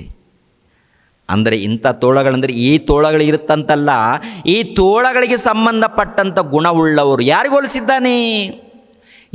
ಹೋಲಿಸಿದ್ದಾನೆ ಹೇಳಿ? ಅಲ್ಲಿರುವಂಥ ಅಧಿಕಾರಿಗಳಿಗೆ ನೋಡ್ತೀರಾ? ಅದರ ನ್ಯಾಯಾಧಿಪತಿಗಳು ಸಂಜೆಯ ತೋಳಗಳು, ಮರುದಿನದ ಕಡಿಯುವುದಕ್ಕೆ ಎಲುಬು ಕೂಡ ಮಿಗದು. ಅಂದರೆ ಮನುಷ್ಯರಿಗೆ ಹೋಲಿಸಿರುವಂಥದ್ದು. ಅಧಿಕಾರಿಗಳಿಗೆ, ಉನ್ನತವಾದಂಥ ಶ್ರೇಷ್ಠ ಸ್ಥಾನದಲ್ಲಿ ಇದ್ದೇವಂತ ಹೇಳಿಕೊಳ್ಳುವವರಿಗೆ ಗರ್ವಿಷ್ಠರಿರ್ತಾರೆ ನೋಡಿ. ಗರ್ವಿಷ್ಠರು ಹೊಸ ಒಡಂಬಡಿಕೆಯಲ್ಲಿ ನೋಡುವಾಗ ಏನ್ರಿ, ಯೇಸು ಕ್ರಿಸ್ತರಿಗೆ ಯಾವುದಕ್ಕೆ ಹೋಲಿಸಿದ್ದಾರೆ? ಕುರಿಮರಿ, ದೇವರ ಕುರಿಮರಿ ಅಂತೆ. ಅದೇ ಪ್ರಕಾರ ಸಭೆಯಲ್ಲಿದ್ದಂಥವ್ರು ಕೂಡ ಕುರಿಗಳಂತ ಹೋಲಿಸಿದ್ದಾನ? ಅವ್ರಿಗೂ ಕೂಡ ಹೋಲಿಸಿದ್ದಾನೆ. ಹೋಲಿಸಿ ವರ್ಣಿಸಿ ಹೇಳಿರುವಂಥದ್ದು. ಮತ್ತು ಮೃಗಗಳು, ಜಂತುಗಳು, ಇಲ್ಲ ಸಿಂಹಗಳು, ತೋಳಗಳು ಯಾವುದಕ್ಕೆ ಹೋಲಿಸಿದಾನಂತ ನೋಡುವಾಗ ಮನುಷ್ಯರು. ಈ ಮನುಷ್ಯರು ಯಾರು? ಗರ್ವಿಷ್ಠರು, ಅಹಂಕಾರಿಗಳು, ಸೊಕ್ಕಿನವರು. ನಾನು ಅಧಿಕಾರದಲ್ಲಿದ್ದೇನೆ, ನನ್ನ ಹಿಂದೆ ಜನರ ಬೆಂಬಲ ಇದೆ, ಅಧಿಕಾರದ ಬೆಂಬಲ ಇದೆ, ನನ್ನ ಕೈಯಲ್ಲಿ ಹಣ ಇದೆ, ನಾನು ಅದು ಮಾಡುತ್ತೇನೆ, ಇದು ಮಾಡುತ್ತೇನೆ, ನನ್ನ ಮಾತೇ ನನ್ನ ಮಾತು. ಇರ್ತಾರಂಥವ್ರು? ತುಂಬ ಜನ ಇದ್ದಾರೆ. ತುಂಬ ಜನ ದೇಶವನ್ನು ಆಳುವಂಥ ಒಂದು ಕಾಲದಲ್ಲಿ ಅರಸರು, ಒಂದು ಕಾಲದಲ್ಲಿ ಚಕ್ರವರ್ತಿಗಳು, ಈಗಿನ ಕಾಲದಲ್ಲಿ ಎಲ್ಲೆಲ್ಲಿ ದೊಡ್ಡ ದೊಡ್ಡ ಅಧಿಕಾರಿಗಳು ಪ್ರಪಂಚ ದೇಶದಲ್ಲಿ ನೋಡ್ತಾ ಇರ್ತೀವಿ. ಅಂದರೆ ಪ್ರಜೆಗಳು ಉದ್ಧಾರ ಆಗಬೇಕು, ಪ್ರಜೆಗಳ ಕಷ್ಟ ಸುಖವನ್ನು ನೋಡಬೇಕು, ಅವರಿಗೆ ಒಳ್ಳೆಯದನ್ನು ಪರಿಚಯ ಮಾಡಬೇಕು, ಒಳ್ಳೆಯದನ್ನು ಕೊಡಬೇಕು, ಒಳ್ಳೆ ರೀತಿಯಲ್ಲಿ ಪರಿಪಾಲನೆ ಮಾಡಬೇಕು, ಮಕ್ಕಳಂತೆ ಕಾಪಾಡಿಕೊಳ್ಬೇಕು ಎಂಬುವಂಥ ಕರ್ಣಿಕರ ಇರೋದಿಲ್ಲ. ಮಕ್ಕಳ ಹಾಗೆ ನೋಡಿಕೊಳ್ಬೇಕು, ಮಕ್ಕಳಂತೆ ಕಾಪಾಡಿಕೊಳ್ಬೇಕು ಆಲೋಚನೆ ಇರೋದಿಲ್ಲ. ಏನ್ರಿ, ಕ್ರೈಸ್ತರ ಮಧ್ಯೆ, ದಲಿತರ ಮಧ್ಯೆ, ಗಿರಿಜನರ ಮಧ್ಯೆ ಅನೇಕ ದಬ್ಬಾಳಿಕೆ ನಡೀತಾ ಇದೆ, ಅನೇಕ ದೌರ್ಜನ್ಯ ನಡೀತಾ ಇದೆ ಕ್ರೈಸ್ತರ ಮಧ್ಯದಲ್ಲಿ. ಅಲ್ಲಲ್ಲಿ ಅವ್ರೇನಾದರೂ ಪರವಾಗಿಲ್ಲ, ಒಟ್ಟಿನಲ್ಲಿ ನಾವು ಆ ಕಾನೂನು ತರಬೇಕು, ಈ ಕಾನೂನು ತರಬೇಕು, ಏನೋ ಮಾಡಬೇಕು ಅಂತೇಳಿ. ಯಾರು ಸರ್ವನಾಶ ಆದರೆ ನಮಗೇನು ಎನ್ನುವಂಥ ಆಲೋಚನೆಗಳು ಅಧಿಕಾರಿಗಳ ಬಳಿಯಲ್ಲಿ. ಸಮಾಜ ನೋಡ್ತಾ ಇದ್ದರೆ ಬೆಂಕಿ ಹತ್ತಿ ಉರಿತಾ ಇದೆ ನಮ್ಮ ದೇಶದಲ್ಲಿ ಕೂಡ ನೋಡುವಾಗ ಬೆಂಕಿ ಹತ್ತಿ ಉರಿತಾ ಇದೆ. ಜಗಳಗಳು, ವೈಷಮ್ಯಗಳು, ಮತಪರವಾದಂಥ ಗಲಾಟೆಗಳು, ಜಾತಿಪರವಾದಂಥ ಗಲಾಟೆಗಳು ಇವೆಲ್ಲ ನಡೀತಾ ಇದೆ. ಅಂದರೆ ಸಮಾಧಾನ ಸರಿ ಮಾಡುವಂಥದ್ದಿಲ್ವಾ? ಸರಿ ಮಾಡುವಂಥ ಆಲೋಚನೆಗಳಿಲ್ವಾ? ಏನು ಬೇಕು? ದೊಡ್ಡ ಹೆಸರು ಬೇಕು, ಮತ್ತೇನು ಬೇಕು? ಅಧಿಕಾರ ಬೇಕು, ಇನ್ನೇನು ಬೇಕು? ಹಣ ಬೇಕು. ಯಾರು ಸತ್ತರೆ ನನಗೇನು, ಯಾರು ಹಾಳಾದರೆ ನನಗೇನು, ನನ್ನ ಹೆಸರೇ ಮುಖ್ಯ, ನನ್ನ ಭಾಷೆ ಮುಖ್ಯ, ನನ್ನ ದೇಶನೇ ಮುಖ್ಯ. ಹಾಗಿರುವಾಗ ನಿನ್ನ ದೇಶದಲ್ಲಿ ಮಕ್ಕಳಿದ್ದಾರಲ್ಲ, ಅಮಾಯಕರಿದ್ದಾರಲ್ಲ, ಯಾರೇ, ಪ್ರತಿಯೊಬ್ಬರು ಕೂಡ ಯಾರೇ ಆಗಿರ್ಬೋದು, ಪ್ರಜೆಗಳಂದ ಮೇಲೆ ಅವರನ್ನು ಕಾಪಾಡುವಂಥ ಜವಾಬ್ದಾರಿ ಹಿರಿಯರಿಗಿರುತ್ತೆ. ಬೆಂಕಿ ಹಚ್ಚಿಸಿ, ಜಗಳ ಹಚ್ಚಿಸಿ ನೋಡ್ತಾ ಇದ್ದಾರೆ ತುಂಬ ಜನ, ಸಂತೋಷ ಪಡುವಂಥವ್ರು. ಒಂದು ಕಾಲದಲ್ಲಿ ಇಂಥ ಗುಣವುಳ್ಳವರು ಕೂಡ ಏನ್ರಿ ಕ್ರಿಸ್ತ ಪೂರ್ವದಲ್ಲಿದ್ದಾರೆ, 1ನೇ ಶತಮಾನದಲ್ಲಿದ್ದಾರೆ, ಈಗಲೂ ಕೂಡ ಇದ್ದಾರೆ. ಏನ್ರಿ, ಪರಮಾತ್ಮನು ಹೇಳಿರುವಂಥ ಮಾತೇನು ಗೊತ್ತಾ? ಸೃಷ್ಟಿಕರ್ತನಾದ ಸರ್ವೇಶ್ವರನು ಹೇಳಿರುವಂಥ ಮಾತೇನು ಗೊತ್ತಾ? ಏನು ಗೊತ್ತಾ? ನೋಡಿ ಪ್ರಿಯರಾದ ದೇವರ ಮಕ್ಕಳಿರ, ಅದರಲ್ಲಿನ ಮುಖ್ಯ ಅಧಿಕಾರಿಗಳು ಗರ್ಜಿಸುವ ಸಿಂಹಗಳು, ಅದರ ನ್ಯಾಯಾಧಿಪತಿಗಳು ಸಂಜೆಯ ತೋಳಗಳು, ಮರುದಿನ ಕಡಿಯುವುದಕ್ಕೆ ಎಲುಬು ಕೂಡ ಮಿಗದು. ಅದರ ಪ್ರವಾದಿಗಳು ಬಡಾಯಿಗಾರರು, ದ್ರೋಹಿಗಳು, ಅದರ ಯಾಜಕರು ಪವಿತ್ರಾಲಯವನ್ನು ಒಲೆಗೆಡಿಸಿದ್ದಾರೆ, ಧರ್ಮ ವಿಧಿಗಳನ್ನು ಭಂಗ ಮಾಡಿದ್ದಾರೆ. ನೋಡಿದ್ರ? ಧರ್ಮ ವಿಧಿಗಳನ್ನು ಭಂಗ ಮಾಡಿದ್ದಾರೆ, ಪವಿತ್ರಾಲಯವನ್ನು ಒಲೆಗೆಡಿಸಿದ್ದಾರೆ, ಹಾಳು ಮಾಡಿದ್ದಾರೆ. ಅಂದರೆ ಯಾರು ಇವರು? ನಾವು ಯಾಜಕರು, ನಾವು ಮಹಾಯಾಜಕರು, ನಾವು ಸದ್ದುಕಾಯರು, ನಾವು ಪರಿಸಾಯರು, ನಾವು ಶಾಸ್ತ್ರಿಗಳು, ನಾವು ಅಧಿಕಾರಿಗಳು ಅಂತ ಒಂದು ಕಾಲದಲ್ಲಿ ಇದ್ದಂಥ ಪ್ರಜೆಗಳು, ಪ್ರಿಯರಾದ ದೇವರ ಮಕ್ಕಳಿರ, ತೋಳಗಳ ಹಾಗೆ ಇದ್ದಾರಂತೆ, ಮೃಗಗಳ ಹಾಗೆ ಇದ್ದಾರಂತೆ. ಎಲುಬು ಕೂಡ ಎಲ್ಲವನ್ನು ಕೂಡ ತಿಂತಾ ಇದೆ. ಅಂದರೆ ಈಗಿನ ಕಾಲದಲ್ಲಿ ಕೂಡ ಕೆಲವರು ನೋಡ್ತಾ ಇರ್ತೀವಿ, ಎಲ್ಲ ದೋಚಿಕೊಳ್ಳೋದು. ಅಧಿಕಾರದಲ್ಲಿ ಬಂದ ನಂತರ ದೋಚಿಕೊಂಡು ಕೋಟ್ಯಾಧೀಶ್ವರ.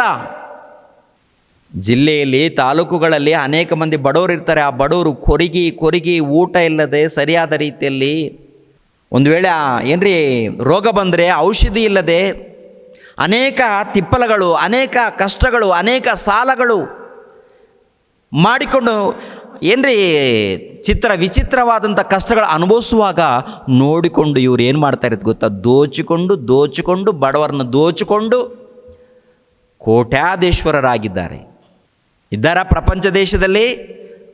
ನಿನ್ನಂತೆ ನಿನ್ನ ನೆರೆಯವನಲ್ವಾ ಸಹಾಯ ಮಾಡಲ್ಲ, ನೋಡ್ಕೋ ಕಾಪಾಡ್ಕೋ ಅಲ್ಲ, ಇಲ್ಲ, ಬರೋದಿಲ್ಲ ಅದೆಲ್ಲ.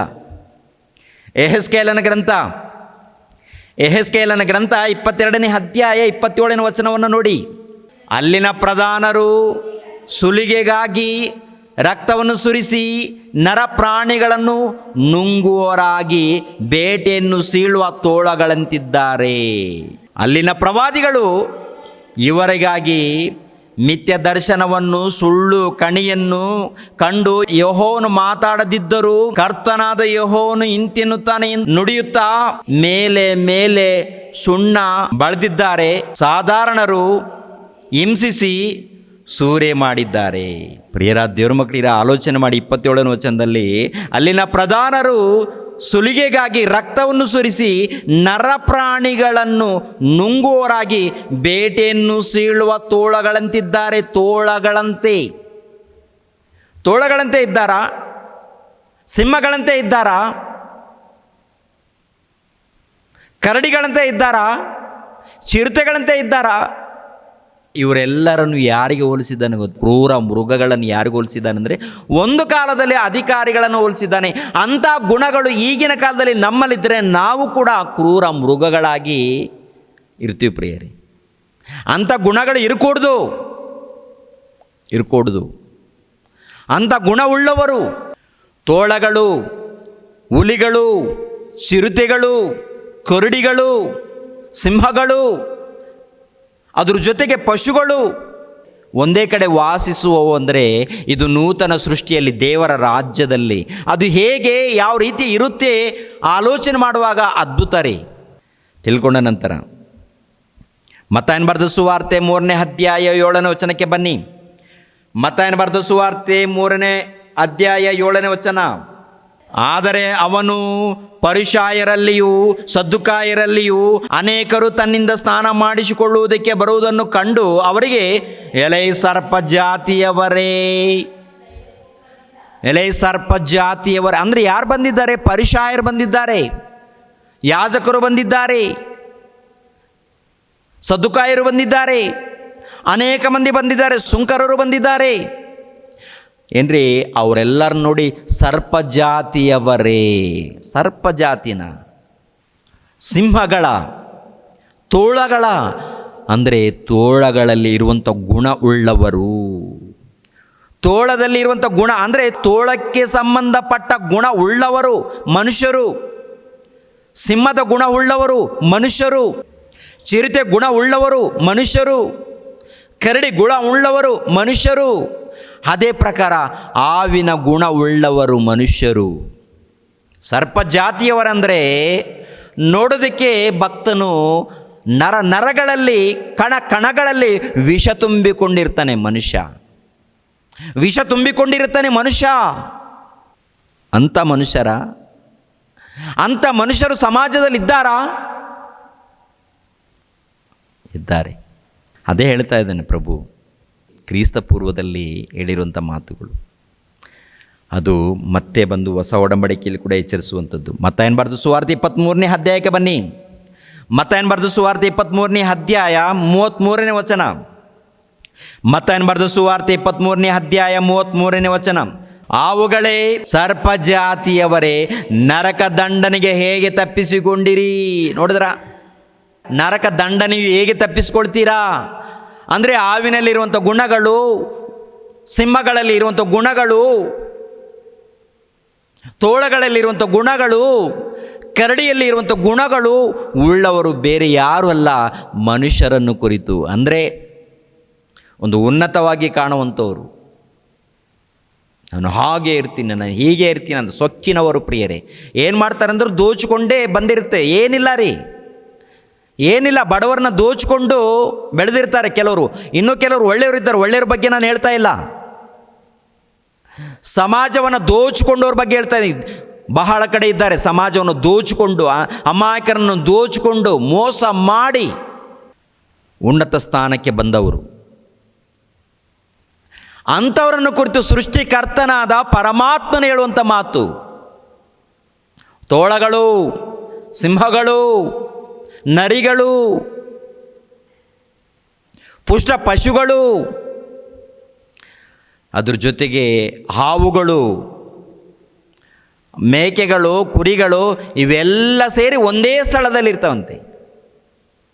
ಒಂದೇ ಸ್ಥಳದಲ್ಲಿರ್ತಾವ. ಸಿಂಹಗಳು, ತೋಳಗಳು, ಚಿರತೆಗಳು, ಕರಡಿಗಳು, ಹುಲಿಗಳು, ಕ್ರೂರ ಮೃಗಗಳು, ಆನಂತರ ಪುಷ್ಟ ಪಶುಗಳು, ಎತ್ತುಗಳು, ಮೇಕೆಗಳು, ಕುರಿಗಳು, ಆವುಗಳು ಇವೆಲ್ಲ ಒಂದೇ ಕಡೆ ಇರುತ್ತಾ? ಇವೆಲ್ಲ ಕೂಡ ಒಂದೇ ಕಡೆ ಇರುತ್ತಂತೆ, ಒಂದೇ ಕಡೆ. ದೇವರ ರಾಜ್ಯದಲ್ಲಿ ಏನ್ರಿ, ಸಿಂಹಗಳಿಗೆ ಯಾರಿಗೆ ಹೋಲಿಸಿದ್ದಾನೆ? ಮನುಷ್ಯರಿಗೆ ಹೋಲಿಸಿದ್ದಾನೆ. ಚಿರತೆಗಳಿಗೆ ಯಾರಿಗೆ ಹೋಲಿಸಿದ್ದಾನೆ? ಮನುಷ್ಯರಿಗೆ ಹೋಲಿಸಿದ್ದಾನೆ. ಕರಡಿಗಳಿಗೆ, ಮನುಷ್ಯರಿಗೆ. ಅಂದರೆ ಉನ್ನತವಾದಂಥ ಅಧಿಕಾರಿಗಳು, ಉನ್ನತ ಸ್ಥಿತಿಯಲ್ಲಿ ಕಾಣುವಂಥವರು. ಪ್ರಪಂಚ ದೇಶದಲ್ಲಿ ನ್ಯಾಯವಾಗಿ ಪರಿಪಾಲನೆ ಮಾಡೋರ ಬಗ್ಗೆ ಅಲ್ಲ, ಗರ್ವಿಷ್ಠರು ಇರ್ತಾರೆ, ಗರ್ವಿಷ್ಠರು.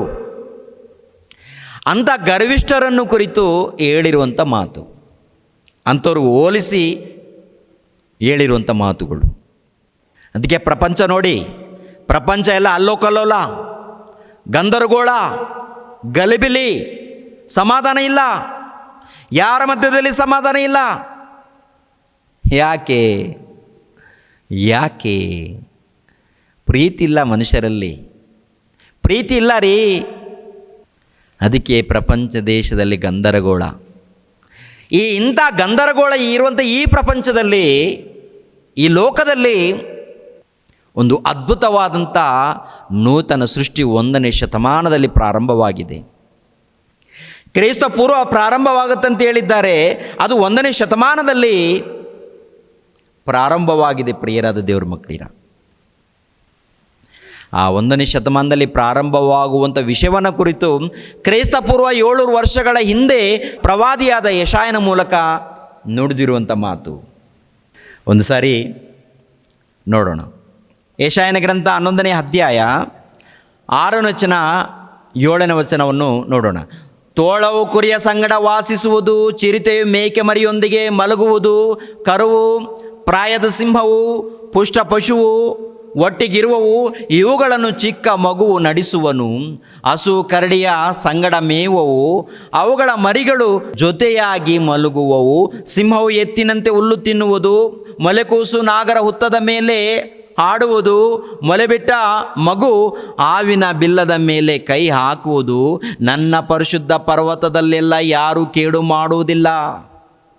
ಅಂದರೆ ದೇವರ ಪರಿಶುದ್ಧ ಪರ್ವತದಲ್ಲಿ, ಆ ದೇವರ ಪರಿಶುದ್ಧ ಪರ್ವತದಲ್ಲಿ ಏನನ್ನೋದು ಆಮೇಲೆ ಗೊತ್ತಾಗುತ್ತೆ. ಇವಾಗ ಇವರೆಲ್ಲರೂ ಒಂದು ಕಡೆ ಇರ್ತಾರಂತೆ, ಚಿಕ್ಕ ಮಗುವು ನಡೆಸ್ತಾನಂತೆ. ಅಂದರೆ ಚಿಕ್ಕ ಮಗುವು ಚಿಕ್ಕ ಮಗುವು ನಡೆಸುವನು. 6ನೇ ವಚನದಲ್ಲಿ ಕೆಳಗಡೆ ಇರುತ್ತೆ, ಚಿಕ್ಕ ಮಗು ನಡೆಸ್ತಾನಂತೆ. ಇವರೆಲ್ಲ ಅಂದರೆ ಈ ಮೃಗಗಳನ್ನು, ಸಿಂಹವನ್ನು, ತೋಳವನ್ನು, ಅನಂತರ ಪುಷ್ಟ ಪಶುಗಳನ್ನು, ಮೇಕೆಗಳನ್ನು, ಕುರಿಗಳನ್ನು, ಇವರೆಲ್ಲರೂ ಕೂಡ ಒಂದೇ ಸ್ಥಳದಲ್ಲಿ ಇರ್ತಾರೆ. ಇವೆಲ್ಲರನ್ನು ಮೇಯಿಸುವಂಥದ್ದು ಚಿಕ್ಕ ಮಗು. ಎಲ್ಲಿ ಗೊತ್ತಾ? ನೂತನ ರಾಜ್ಯದಲ್ಲಿ, ದೇವರ ರಾಜ್ಯದಲ್ಲಿ, ನೂತನ ಆಕಾಶ ಮಂಡಲದಲ್ಲಿ, ನೂತನ ಭೂಮಂಡಲ ಅಂತ ಹೇಳಿದ್ದಾರೆ. ಅದು ಮತ್ತೆ ಬೇರೆ ಎಲ್ಲೋ ಅಲ್ಲ, ಅದು ಭೂಲೋಕದಲ್ಲಿ 1ನೇ ಶತಮಾನದಲ್ಲಿ ಸ್ಥಾಪನೆಗೊಂಡಿದೆ ರೀ. 1ನೇ ಶತಮಾನದಲ್ಲಿ ಕ್ರಿಸ್ತನ ಮೂಲಕ ಸ್ಥಾಪನೆಗೊಂಡಿದೆ. ಸ್ಥಾಪನೆಗೊಂಡಿರುವಂಥ ಅದರಲ್ಲಿ ಯಾರ್ಯಾರು ಇರ್ತಾರೆ ಗೊತ್ತಾ? ಎಂಥ ಗುಣವುಳ್ಳವರು ಇರ್ತಾರೆ ಗೊತ್ತಾ? ಸಿಂಹದ ಗುಣವುಳ್ಳವರು, ಚಿರತೆ ಗುಣವುಳ್ಳವರು, ಕರಡಿಯ ಗುಣವುಳ್ಳವರು, ಪುಷ್ಟ ಪಶುಗಳ ಗುಣವುಳ್ಳವರು, ಮೇಕೆ ಗುಣವುಳ್ಳವರು, ಕುರಿ ಗುಣವುಳ್ಳವರು, ಹಾವಿನ ಗುಣವುಳ್ಳವರು ಇರ್ತಾರೆ. ಅಂಥವರ ಮಧ್ಯದಲ್ಲಿ ಚಿಕ್ಕ ಮಗುವು ನಡೆಸುವನು. ಇವರೆಲ್ಲರನ್ನ ಆಳುವನು, ನಡೆಸುವನು, ಇಲ್ಲಾಂದರೆ ಆಳುವನು, ಆಳ್ವಿಕೆ ಮಾಡುವನು. ಮತ್ತಾಯನ ಬರೆದ ಸುವಾರ್ತೆ 18ನೇ ಅಧ್ಯಾಯಕ್ಕೆ ಬನ್ನಿ. ಮತ್ತಾಯನ ಬರೆದ ಸುವಾರ್ತೆ 18ನೇ ಅಧ್ಯಾಯ 1ನೇ ವಚನದಿಂದ. ಪ್ರಿಯರಾದ ದೇವರ ಮಕ್ಕಳಿರ, ಆ ವೇಳೆಯಲ್ಲಿ ಶಿಷ್ಯರು ಯೇಸುವಿನ ಬಳಿಗೆ ಬಂದು, ಪರಲೋಕ ರಾಜ್ಯದಲ್ಲಿ ಯಾವನು ಹೆಚ್ಚಿನವನು ಎಂದು ಹೇಳಲು ಆತನು ಚಿಕ್ಕ ಮಗುವನ್ನು ಹತ್ತರಕ್ಕೆ ಕರೆದು ಅವರ ನಡುವೆ ನಿಲ್ಲಿಸಿ ಅವರಿಗೆ, ನೀವು ತಿರುಗಿಕೊಂಡು ಚಿಕ್ಕ ಮಕ್ಕಳಂತೆ ಆಗದೆ ಹೋದರೆ ನೀವು ಪರಲೋಕ ರಾಜ್ಯದಲ್ಲಿ ಸೇರುವುದೇ ಇಲ್ಲವೆಂದು ನಿಮಗೆ ಸತ್ಯವಾಗಿ ಹೇಳುತ್ತೇನೆ. ಹೀಗಿರುವುದರಿಂದ ಯಾವನು ಈ ಚಿಕ್ಕ ಮಗುವಿನಂತೆ ತನ್ನನ್ನು ತಗ್ಗಿಸಿಕೊಳ್ಳುವನೋ ಅವನೇ ಪರಲೋಕ ರಾಜ್ಯದಲ್ಲಿ ಹೆಚ್ಚಿನವನು. ಅಂದರೆ ಚಿಕ್ಕ ಮಗುವಿನ ಹಾಗಾಗಬೇಕಂತೆ. ಯಾರಿದ್ದಾರೆ? ಶಿಷ್ಯರಿದ್ದಾರೆ, ಯೇಸು ಕ್ರಿಸ್ತರ ಶಿಷ್ಯರಿದ್ದಾರೆ. ಪ್ರಿಯರೇ, ಈ ಯೇಸು ಕ್ರಿಸ್ತರ ಶಿಷ್ಯರು ಬಂದು, ಅಯ್ಯ ಪ್ರಭುವೇ, ಪರಲೋಕ ರಾಜ್ಯದಲ್ಲಿ ಯಾರು ಹೆಚ್ಚಿನವರಯ್ಯ, ಯಾರು ಹೆಚ್ಚಿನವರು ಅಂತ ಕೇಳಿದಾಗ ಒಂದು ರಹಸ್ಯವನ್ನು ಹೇಳ್ತೀನಿ ಬನ್ನಿಪ್ಪ. ಯಾಕೆಂದರೆ ಪರಲೋಕದ ರಾಜ್ಯವನ್ನು ಕುರಿತು, ಪರಲೋಕ ರಾಜ್ಯದ ಗುಟ್ಟನ್ನು ತಿಳ್ಕೊಳ್ಳುವಂಥ ಸಂಗತಿಗಳು ನಿಮಗೆ ಮಾತ್ರ ಕೊಡಲ್ಪಟ್ಟಿದೆ ವರವು. ಆದ್ದರಿಂದ ಹೇಳ್ತೀನಿ ಗೊತ್ತಾ, ಪರಲೋಕ ರಾಜ್ಯದಲ್ಲಿ ನೀವು ದೊಡ್ಡವರು ಅನಿಸ್ಕೊಳ್ಬೇಕಾದ್ರೆ, ಶ್ರೇಷ್ಠರು ಅನಿಸ್ಕೊಳ್ಬೇಕಾದ್ರೆ ಈ ಮಕ್ಕಳ ಹಾಗೆ ಆಗಬೇಕು. ಚಿಕ್ಕ ಮಕ್ಕಳ ಹಾಗೆ ನೀವು ಆಗಬೇಕು. ಚಿಕ್ಕ ಮಕ್ಕಳ ಆಗಬೇಕಂದ್ರೆ ಎತ್ತರ ಇದ್ದವರು ಚಿಕ್ಕವರಾಗಬೇಕಾ? ಅಲ್ಲ, ಗುಣಗಳಲ್ಲಿ ಸಂಪೂರ್ಣವಾಗಿ ತಗ್ಗಿಸಿಕೊಂಡು ಮಕ್ಕಳ ಗುಣ ಉಳ್ಳವರಾಗಿ. ಅದನ್ನೇ ಹೇಳಿದ್ದಾರೆ ನೋಡಿ, ಎಷ್ಟು ಅದ್ಭುತವಾದಂಥ ಮಾತು. ನೀವು ತಿರುಗಿಕೊಂಡು ಚಿಕ್ಕ ಮಕ್ಕಳಂತೆ ಆಗದೆ ಹೋದರೆ ನೀವು ಪರಲೋಕ ರಾಜ್ಯದಲ್ಲಿ ಸೇರುವುದಿಲ್ಲ. ಮೊದಲನೇದಾಗಿ ಸೇರುವುದೇ ಇಲ್ಲ. ದೇವರ ರಾಜ್ಯದಲ್ಲಿ ಸೇರಬೇಕಾದ್ರೆ ಮೊಟ್ಟ ಮೊದಲು ನೀವು ಚಿಕ್ಕ ಮಕ್ಕಳಂತ ಆಗಬೇಕು. ಎರಡನೇದಾಗಿ ಚಿಕ್ಕ ಮಕ್ಕಳ ಹಾಗೆ ನೀವು ಸಂಪೂರ್ಣವಾಗಿ ತಗ್ಗಿಸಿಕೊಂಡ್ರೆ ಪರಲೋಕ ರಾಜ್ಯದಲ್ಲಿ ನೀವೇ ಹೆಚ್ಚಿನವರು, ಶ್ರೇಷ್ಠರು. ಅದಕ್ಕೆ ಯೆಶಾಯನ ಗ್ರಂಥದಲ್ಲಿ ನೋಡಿದೀವ, 11ನೇ ಅಧ್ಯಾಯ 6ನೇ ವಚನದಿಂದ 8ನೇ ವಚನ ತನಕ ಓದ್ಕೊಂಡು ಹೋಗಿದ್ದೀವಿ. ಚಿಕ್ಕ ಮಗುವು ನಡೆಸುವನು ಯಾರನ್ನು ನಡೆಸ್ತಾನೆ? ಯಾರನ್ನ? ತೋಳಗಳನ್ನು, ಸಿಂಹಗಳನ್ನು, ಚಿರತೆಗಳನ್ನು, ಕರಡಿಗಳನ್ನು, ಪುಷ್ಟ ಪಶುಗಳನ್ನು, ಮೇಕೆಗಳನ್ನು, ಕುರಿಗಳನ್ನು, ಆವುಗಳನ್ನು. ಅಂದರೆ ಟೋಟಲ್ ಎಲ್ಲ ಗುಣ ಉಳ್ಳವರನ್ನು ಯಾರು ನಡೆಸ್ತಾರಂತ ನೋಡುವಾಗ ಚಿಕ್ಕ ಬಾಲಕನ ಯಾರು ಗೊತ್ತಾ? ಅಪೋಸ್ತಲರಿಗೆ ಹೇಳಿದ್ದಾನೆ. ನೀವು ಅಂದರೆ ಬೋಧಕರಾಗಿರುವಂಥ ನೀವು ಯಾರಿಗೆ? ಯೇಸು ಕ್ರಿಸ್ತರು ಅಪೋಸ್ತಲರಿಗೆ ಹೇಳುವಂಥ ಮಾತೇನಂದು ಗೊತ್ತಾ? ನೀವು ಚಿಕ್ಕ ಮಕ್ಕಳಾಗಬೇಕು. ಚಿಕ್ಕ ಮಕ್ಕಳ ಹಾಗೆ ಸಂಪೂರ್ಣವಾಗಿ ತಗ್ಗಿಸ್ಕೊಳ್ಬೇಕಂದ್ರೆ ಅಪೋಸ್ತಲರು ಚಿಕ್ಕ ಮಕ್ಕಳಾಗಿರುವುದರಿಂದ ಪರಲೋಕ ರಾಜ್ಯದಲ್ಲಿ ಉನ್ನತ ಸ್ಥಾನವನ್ನು ಅವರು ಪಡ್ಕೊಂಡಿದ್ದಾರೆ.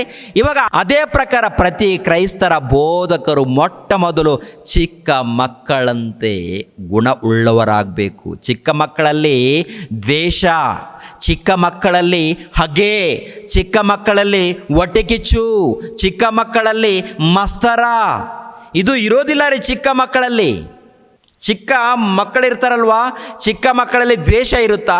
ಚಿಕ್ಕ ಮಕ್ಕಳಲ್ಲಿ ಅಸೂಯೆ ಇರುತ್ತಾ? ಚಿಕ್ಕ ಮಕ್ಕಳಲ್ಲಿ ಮಸ್ತರೆ ಇರುತ್ತಾ? ಇಲ್ಲ, ಒಳ್ಳೆ ಗುಣ ಇರುತ್ತೆ. ಚಿಕ್ಕ ಮಕ್ಕಳು ಒಂದು ವರ್ಷ, 2 ವರ್ಷ, 3 ವರ್ಷ ಮಕ್ಕಳು ಆಡ್ಕೊಳ್ತಾರೆ, ಮತ್ತೆ ಜಗಳ ಮತ್ತೆ ಒಂದಾಗ್ತಾರೆ. ಆ ಹುಡುಗರು ನಮ್ಮ ಹಾಗೆ ದ್ವೇಷ ಇಟ್ಕೊಳ್ಳಲ್ಲ, ಹಾಗೆ ಇಟ್ಕೊಳ್ಳಲ್ಲ, ಮಸ್ತರೆ ಇಟ್ಕೊಳ್ಳಲ್ಲ, ಇನ್ನೊಬ್ಬರನ್ನ ದೋಚ್ಕೊಳ್ತಾನ ಆ ಮಗು? ಇಲ್ಲ. ಇನ್ನೊಬ್ಬರ ಮನೆಯನ್ನು ಮುಚ್ಚುತ್ತಾ ಇದ್ದೀವಂದರೆ, ಇನ್ನೊಬ್ಬರ ಮನೆಯನ್ನು ನಾಶ ಮಾಡ್ತಾ ಇದ್ದೀವಂದರೆ, ಹಾಳು ಮಾಡ್ತಾ ಇದ್ದೀವಂದರೆ ಏನಿದೆ ನಮ್ಮಲ್ಲಿ ಅಂತ ನೋಡುವಾಗ ಕ್ರೂರತ್ವ ಇಲ್ಲ ಅಂತೀರಾ? ಒಂದ್ಸರಿ ಚೆಕ್ ಮಾಡ್ಕೊಳ್ಳಿ. ಟೋಟಲ್ ಪ್ರತಿಯೊಬ್ಬರು ಚೆಕ್ ಮಾಡ್ಕೊಳ್ಳಿ. ಹೃದಯಗಳನ್ನು, ಜೀವಿತವನ್ನು, ಬದುಕುಗಳನ್ನು ಒಂದ್ಸರಿ ನೋಡ್ಕೊಡ್ರಿ. ಒಂದ್ಸಾರಿ ಅಪೋಸ್ತಲರು ಚಿಕ್ಕ ಮಕ್ಕಳಂತೆ ಆಗಿದ್ದಾರೆ. ಚಿಕ್ಕ ಮಕ್ಕಳು ಏನು ಮಾಡಿದ್ದಾರೆ ಗೊತ್ತಾ? ತೋಳಗಳನ್ನು, ಹುಲಿಗಳನ್ನು, ಚಿರತೆಗಳನ್ನು ಮೇಯಿಸಿದ್ದಾರಂತೆ, ನಡೆಸಿದ್ದಾರಂತೆ. ಅವರೆಲ್ಲರೂ ನಡೆಸಿದ್ದಾರಾ?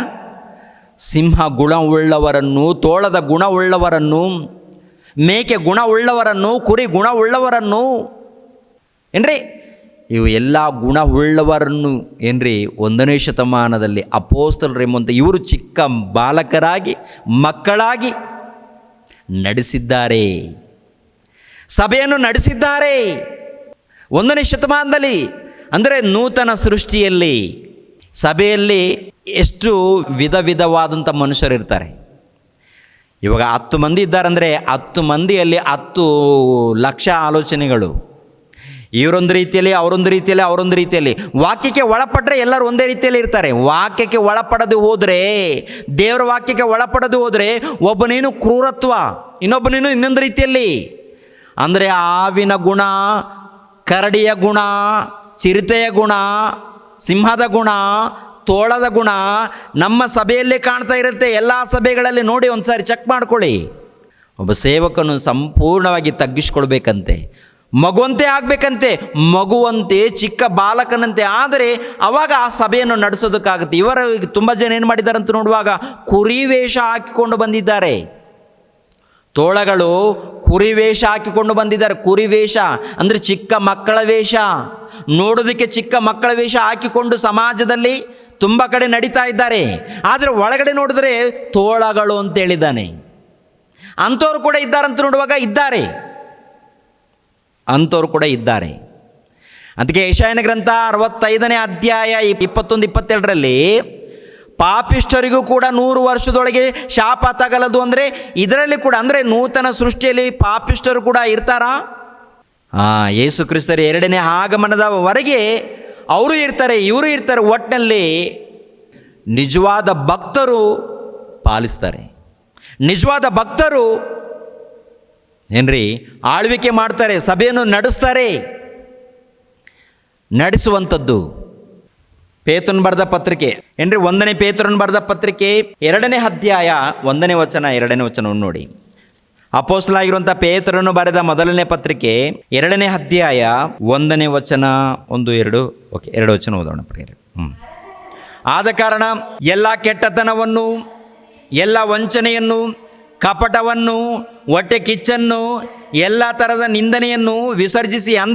ಅಂದರೆ ಎಲ್ಲ ಕೆಟ್ಟತನ ಅಂದರೆ ಕ್ರೂರ ಮೃಗಗಳಲ್ಲಿರುವಂಥ ಎಲ್ಲ ಕೆಟ್ಟತನ, ತೋಳದಲ್ಲಿರುವಂಥ ಗುಣವುಳ್ಳವರು, ಸಿಂಹದಲ್ಲಿರುವಂಥ ಗುಣವುಳ್ಳವರು, ಇಲ್ಲ ಅಂದರೆ ಚಿರತೆಯಲ್ಲಿದ್ದಂಥ, ಕರಡಿಯಲ್ಲಿದ್ದಂಥ ಗುಣ ಇದೆಯಲ್ಲ, ಅಂಥ ಗುಣ ಮನುಷ್ಯರಲ್ಲಿದ್ದರೆ ಅವೆಲ್ಲ ಏನು ಮಾಡಬೇಕಂತೆ?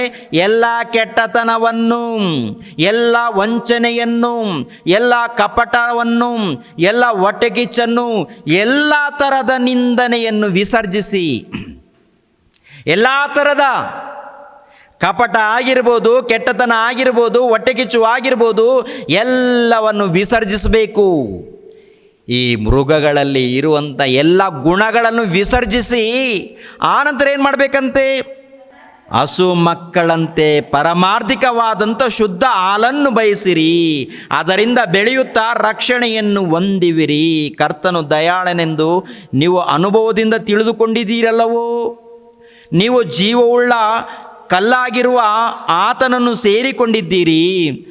ಆ ಕಲ್ಲನ್ನು ಮನುಷ್ಯರು ನಿರಾಕರಿಸಿದರು, ದೇವರು ಅದನ್ನು ಆಯಲ್ಪಟ್ಟದ್ದು ಮಾನ್ಯವಾದದ್ದು ಎಂದು ಎಣಿಸಿದನು.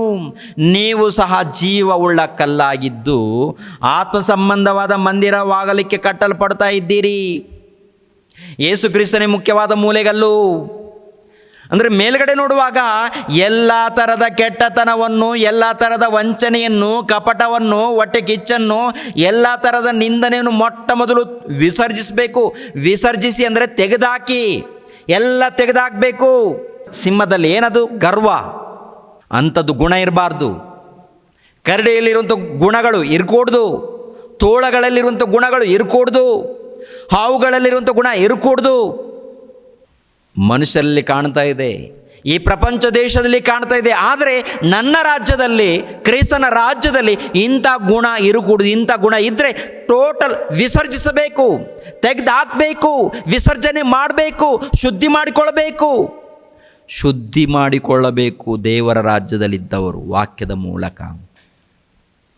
ಹಸು ಮಕ್ಕಳಂತಾಗಬೇಕು, ಎಳೆ ಮಕ್ಕಳಂತೆ, ಚಿಕ್ಕ ಬಾಲಕರಂತೆ. ಚಿಕ್ಕ ಬಾಲಕರಂತೆಯಾಗಿ, ಎಳೆ ಮಕ್ಕಳಂತೆ ಆಗಿ, ಎತ್ತ ತಾಯಿಯ ಎದೆ ಹಾಲನ್ನು ಯಾವ ರೀತಿ ಸ್ವೀಕರಿಸ್ತಾರೋ ಅದೇ ಪ್ರಕಾರ ದೇವರ ವಾಕ್ಯವನ್ನು ಸ್ವೀಕರಿಸಿ ವಾಕ್ಯದ ಮೂಲಕ ಬೆಳೆಬೇಕು. ವಾಕ್ಯದ ಮೂಲಕ ಬೆಳೆಯಬೇಕು ಅಂದರೆ ಚಿಕ್ಕ ಮಕ್ಕಳಂತಾಗಬೇಕು. ಚಿಕ್ಕ ಮಕ್ಕಳಂತೆ ಆಗಿ ತಗ್ಗಿಸ್ಕೊಂಡು ಸಭೆಯನ್ನು ಪಾಲಿಸಬೇಕು, ವಿಧೇಯರಾಗಬೇಕು ದೇವರಿಗೆ ಸಂಪೂರ್ಣವಾಗಿ. ನಮ್ಮಲ್ಲಿ ಹೊಟ್ಟೆ ಕಿಚ್ಚಿದೆ ಅಂದರೆ ನಾವು ಚಿಕ್ಕ ಮಕ್ಕಳಲ್ಲ, ನಾವು ಕ್ರೈಸ್ತರಲ್ಲ. ನಮ್ಮಲ್ಲಿ ವೇಷ ಇದೆ, ವೇಷಧಾರಣೆ ಇದೆ ಅಂದರು, ಕಪಟ ಇದೆ ಅಂದರು, ಹೊಟ್ಟೆ ಕಿಚ್ಚು ಇದೆ ಅಂದರು, ನಾವು ಕ್ರೈಸ್ತರಲ್ಲಮ್ಮ, ದೇವ್ರ ಮಕ್ಕಳಲ್ಲ. ನಾವು ದೇವ್ರ ಮಕ್ಕಳು ಅನ್ನಿಸ್ಕೊಳ್ಬೇಕಾದ್ರೆ ನಿಜವಾಗಲೂ ಕ್ರಿಸ್ತನಲ್ಲಿರುವಂಥ ಗುಣ ಇರಬೇಕು, ಅಪೊಸ್ತಲರಲ್ಲಿ ಇರುವಂಥ ಗುಣ ಇರಬೇಕು. ನಿಜವಾದ ಭಕ್ತರಿದ್ದಾರಲ್ಲ, ನಿಜವಾದ ಪ್ರವಾದಿಗಳು, ಅವರಲ್ಲಿ ಇರುವಂಥ ಗುಣಗಳು ನಮ್ಮಲ್ಲಿ ಇರಬೇಕು. ಇದ್ದಾಗ ಅವರು ದೇವರ ಮಕ್ಕಳಾಗ್ತಾರೆ. ಅಂಥ ಗುಣಗಳು ಅಂದರೆ ಒಂದು ವೇಳೆ ವಿರುದ್ಧವಾದಂಥ ಗುಣಗಳಿದ್ದರೆ ವಾಕ್ಯದ ಮೂಲಕ ಶುದ್ಧಿ ಮಾಡಿಕೊಳ್ಬೇಕು, ವಿಸರ್ಜನೆ ಮಾಡಬೇಕು, ವಿಸರ್ಜಿಸಬೇಕು. ಅವೆಲ್ಲ ಕೂಡ ವಿಸರ್ಜಿಸಬೇಕು, ತೊಲಗಿಸಬೇಕು, ಸಾಯಿಸಬೇಕು. ಏನು ಮಾಡಿದ್ದೀವಿ ಇದರಲ್ಲಿ? ಏನಮ್ಮ ಮಾಡಿದ್ದೀವಿ? ಏನಯ್ಯ ಮಾಡಿದ್ದೀವಿ? ವಾಕ್ಯದ ಮೂಲಕ ಪ್ರತಿನಿತ್ಯ ಕೂಡ ಅದನ್ನು ವಿಸರ್ಜಿಸ್ತಾ ಇದ್ದೀವಾ? ಗಮನಿಸ್ರಿ ಪ್ರಿಯರಾದ ದೇವ್ರ ಮಕ್ಕಳಿರ. ಇಂಥ ಬಾಲಕನು ಅಂದರೆ ಎಲ್ಲವನ್ನು ವಿಸರ್ಜಿಸಿದವನು, ಎಲ್ಲ ನೀಚತನವನ್ನು, ಎಲ್ಲ ಕಪಟವನ್ನು ತೆಗೆದುಹಾಕಿಕೊಂಡವನು ಬಾಲಕನಾಗ್ತಾನೆ. ಆ ಬಾಲಕನು ಎಲ್ಲರನ್ನು ಆಳ್ತಾನೆ. ವಿಧೇಯನಾದವನು, ಗರ್ವ ಇದ್ದವನಲ್ಲ, ಅಹಂಕಾರ ಇದ್ದವನಲ್ಲ, ಸೊಕ್ಕಿನವನಲ್ಲ, ವೇಷಧಾರಿಯಲ್ಲ. ಪ್ರಿಯರಾದ ದೇವರ ಮಕ್ಕಳಿರ, ಯೇಸು ಕ್ರಿಸ್ತರು ಹೇಳಿರುವಂಥ ಮಾತು ಗಮನಿಸಬೇಕು.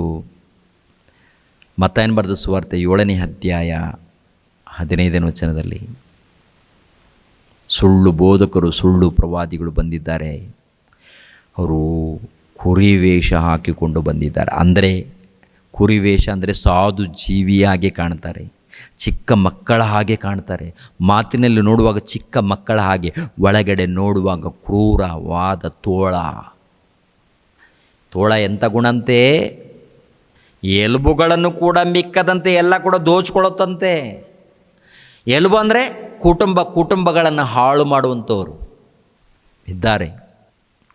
ಕುಟುಂಬಗಳು ಹಾಳಾಗಿವೆ. ಎಷ್ಟೋ ಕುಟುಂಬಗಳು ವಾಕ್ಯದಲ್ಲಿ ಬೆಳೆಸಿಲ್ಲ, ದೇವರ ಜ್ಞಾನದಲ್ಲಿ ಬೆಳೆಸಿಲ್ಲ. ಕೊಡು, ಇನ್ನೂ ಕೊಡು. ನಾನೇ ಸುಖವಾಗಿರಬೇಕು, ನಾನೇ ಶ್ರೇಷ್ಠನು, ನಾನೇ ಉತ್ತಮನು. ನೀನು ಉತ್ತಮನ? ನೀನು ಶ್ರೇಷ್ಠನ? ಹಾಗಿದ್ದರೆ ಪ್ರಜೆಗಳಿಗೋಸ್ಕರ ಪ್ರಾಣ ಕೊಡಬೇಕು, ಪ್ರಜೆಗಳಿಗೋಸ್ಕರ ಪ್ರಾಣ ತ್ಯಾಗ ಮಾಡಬೇಕಯ್ಯ. ದೋಚ್ಕೊಳ್ಳೋದಾ? ಆಲೋಚನೆ ಮಾಡಿ ಪ್ರಿಯರಾದ ದೇವರ ಮಕ್ಕಳಿರ. ಮತ್ತೆ ಬನ್ನಿ ಯೆಶಾಯನ ಗ್ರಂಥ 11ನೇ ಅಧ್ಯಾಯ ಮತ್ತೆ 6ನೇ ವಚನಕ್ಕೆ ಬನ್ನಿ. 11ನೇ ಅಧ್ಯಾಯ 6ನೇ ವಚನ. ತೋಳವು ಕುರಿಯ ಸಂಗಡ ವಾಸಿಸುವುದು, ಚಿರತೆ ಮೇಕೆ ಮರಿಯೊಂದಿಗೆ ಮಲಗುವುದು, ಕರುವು, ಪ್ರಾಯದ ಸಿಂಹವು, ಪುಷ್ಟ ಪಶುವು ಒಟ್ಟಿಗಿರುವವು. ಇವುಗಳನ್ನು ಚಿಕ್ಕ ಬಾಲಕನು, ಚಿಕ್ಕ ಮಗುವು ನಡೆಸುವನು. ಏನ್ರಿ, ಒಂದು ಕಾಲದಲ್ಲಿ ಸೌಲನು ನೋಡುವಾಗ ಸಿಂಹದ ಆಗಿರ್ತಾನೆ. ಯೇಸು ಕ್ರಿಸ್ತರನ್ನು ನಂಬದೇ ಇರುವ ಕಾಲದಲ್ಲಿ ಸಿಂಹದಂತೆ ಏನು ಮಾಡ್ತಾನೆ? ಎಲ್ಲೆಲ್ಲಿ ಕ್ರೈಸ್ತರಿದ್ದಾರೋ ಎಲ್ಲರನ್ನು ಕೊಂದಾಕಬೇಕು ಎಂದು ಗರ್ಜಿಸುವ ಸಿಂಹದ ಹಾಗೆ ಹೊರಡ್ತಾನೆ. ಯಾರನ್ನ ಬಿಡಲ್ಲ, ನಾನು ಕೊಂದಾಕ್ತೀನಿ, ನಾಶ ಮಾಡ್ತೀನಿ ಅಂತ. ಅನೇಕರನ್ನ ಕೊಂದಾಕಿದ್ದಾನೆ, ಅನೇಕರನ್ನು ನಾಶ ಮಾಡಿದ್ದಾನೆ, ಸಭೆಯನ್ನು ಹಾಳು ಮಾಡಿದ್ದಾನೆ ಒಂದು ಕಾಲದಲ್ಲಿ ಸೌಲ. ಅದೇ ಸೌಲನು ತನ್ನ ಮನಸ್ಸನ್ನು ಬದಲಾವಣೆ ಮಾಡಿಕೊಂಡು ಯೇಸು ಕ್ರಿಸ್ತನ ಮಾತಿಗೆ ಒಳಪಟ್ಟು ಜೀವಿಸಿದಾಗ ಚಿಕ್ಕ ಬಾಲಕನ ಮನಸ್ಸುಳ್ಳವನಾಗಿದ್ದಾನೆ ಪ್ರಿಯರೇ. ಯಾರಿಗೂ ಮೋಸ ಮಾಡಿಲ್ಲ, ಯಾರಿಗೂ ಅನ್ಯಾಯ ಮಾಡಿಲ್ಲ, ಯಾರನ್ನು ದೋಚಿಕೊಂಡಿಲ್ಲ. ಇರುವಂಥ ಆಸ್ತಿಯನ್ನು ಸಂಪೂರ್ಣವಾಗಿ ತ್ಯಾಗ ಮಾಡಿ ಸುವಾರ್ತೆಗೋಸ್ಕರ ನಿಂತಿದ್ದಾನೆ. ಹಳ್ಳಿಗಳಿಗೆ ಸುವಾರ್ತೆ ಮಾಡಿದ್ದಾನೆ, ಪಟ್ಟಣಗಳಿಗೆ ಸುವಾರ್ತೆ ಮಾಡಿದ್ದಾನೆ, ಅನೇಕ ದೇಶಗಳನ್ನು ತಿರುಗಾಡಿದ್ದಾನೆ.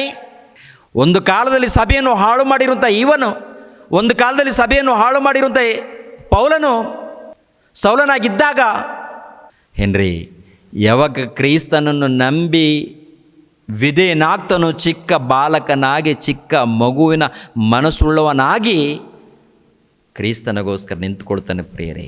ಕ್ರಿಸ್ತನಲ್ಲಿದ್ದಂಥ ಪ್ರೀತಿಯನ್ನು ನರಗಳಲ್ಲಿ ತೋರಿಸ್ತಾನೆ ಆ ಮನುಷ್ಯ. ಅನೇಕ ಸಭೆಗಳನ್ನು ಸ್ಥಾಪನೆ ಮಾಡ್ತಾನೆ, ಅನೇಕ ದೇಶಗಳಲ್ಲಿ, ಅನೇಕ ಪಟ್ಟಣಗಳಲ್ಲಿ. ಅಂಥವ್ರು ಎಷ್ಟೋ ಮಂದಿ ಇದ್ದಾರೆ. ಎಷ್ಟೋ ಮಂದಿ ಪ್ರಾರಂಭದಲ್ಲಿ ನೋಡುವಾಗ ಸಿಂಹದ ಗುಣವುಳ್ಳವರು, ಆನಂತರ ತೋಳಗಳ ಗುಣವುಳ್ಳವರು, ಕರಡಿಗಳ ಗುಣವುಳ್ಳವರು ಇದ್ದಾರೆ. ಯಾವಾಗ ಕ್ರೈಸ್ತನ ಮಾತನ್ನು ಕೇಳಿ ಸರಿ ಮಾಡಿಕೊಂಡ ನಂತರ ಸಾಧು ಜೀವಿಗಳಾಗಿದ್ದಾರೆ ಪ್ರಿಯರೇ, ಸಾಧು ಜೀವಿಗಳು. ಇವರೆಲ್ಲರೂ ನೋಡುವಾಗ ಒಟ್ಟೊಟ್ಟಿಗೆ ಜೀವಿಸಿದ್ದಾರೆ. ಇನ್ನೂ ಕೆಲವರು ಕ್ರೂರರು ಇರ್ತಾರೆ, ಇನ್ನೂ ಕೆಲವರು ಕ್ರೂರರು. ಆ ಕ್ರೂರರ ಗತಿ ಕೊನೆ ತನಕ ಆಲೋಚನೆ ಮಾಡುವಾಗ ಕ್ರೂರರಿಗೆ ತೀರ್ಪಾಗತ್ತೆ. ನರಕ ದಂಡನೆ.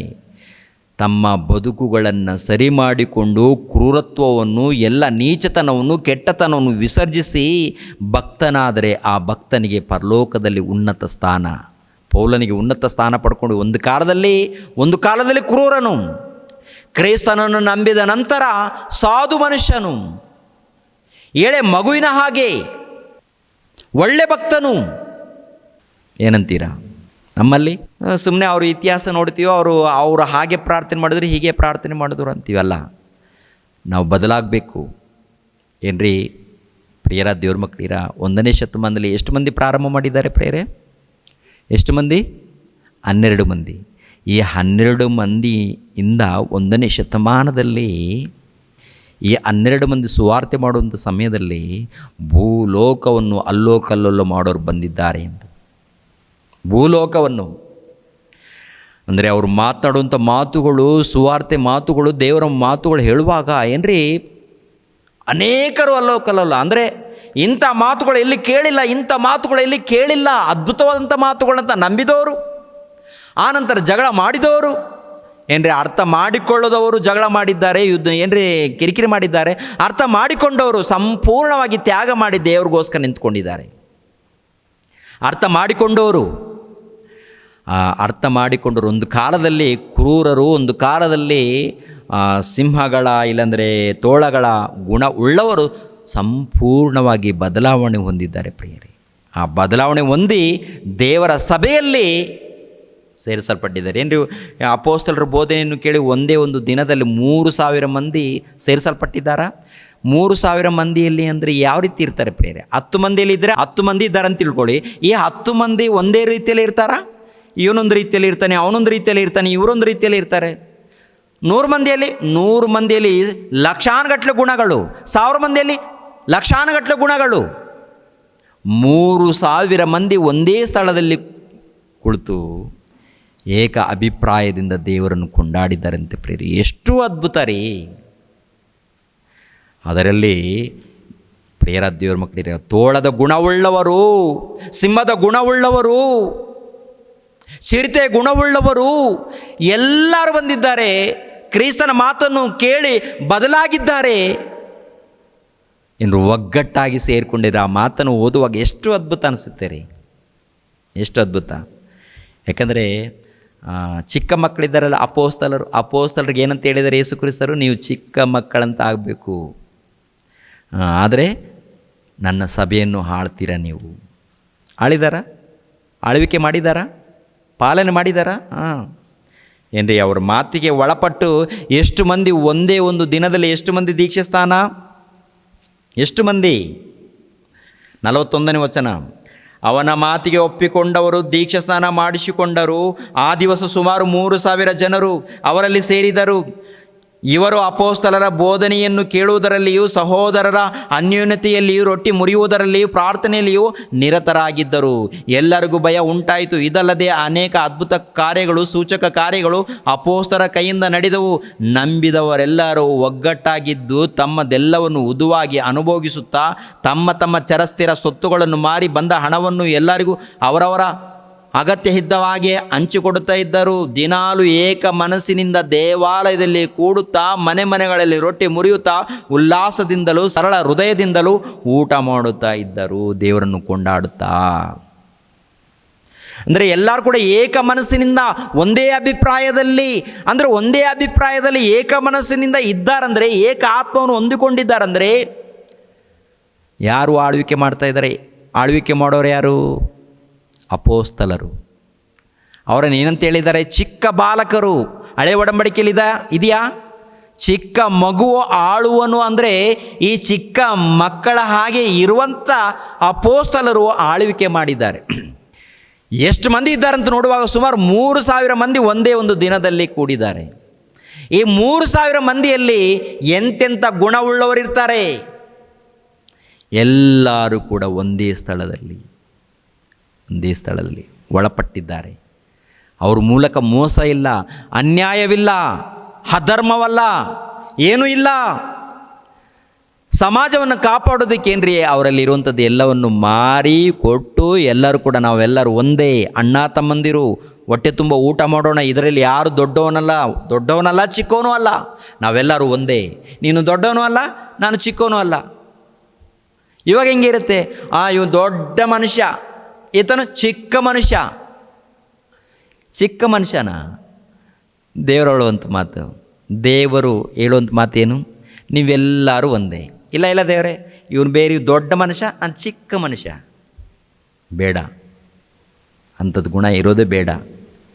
ಸಂಪೂರ್ಣವಾಗಿ ತಗ್ಗಿಸ್ಕೋಬೇಕು, ಎಲ್ಲರನ್ನು ಪ್ರೀತಿಸಬೇಕು, ಒಳ್ಳೆ ರೀತಿಯಲ್ಲಿ ಇರಬೇಕು. ಅವರಲ್ಲಿ ನೋಡ್ತೀವಿ ಪ್ರಿಯರೇ, ಹೌದಲ್ವಾ?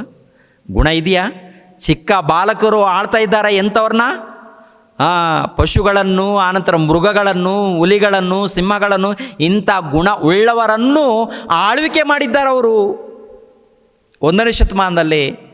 ಅದೇ ಪ್ರಕಾರ ನಿಜವಾದ ಕ್ರೈಸ್ತನು ವಾಕ್ಯದ ಪ್ರಕಾರ ಈಗಿನ ಕಾಲದಲ್ಲಿ ಕೂಡ ಆಳ್ವಿಕೆ ಮಾಡ್ತಾನೆ. ತಗ್ಗಿಸಿಕೊಂಡವನು ಆಳ್ವಿಕೆ ಮಾಡ್ತಾನೆ. ಗರ್ವದಿಂದ ಇದ್ದವನು ನಾಶವಾಗ್ತಾನೆ, ಸರ್ವನಾಶ.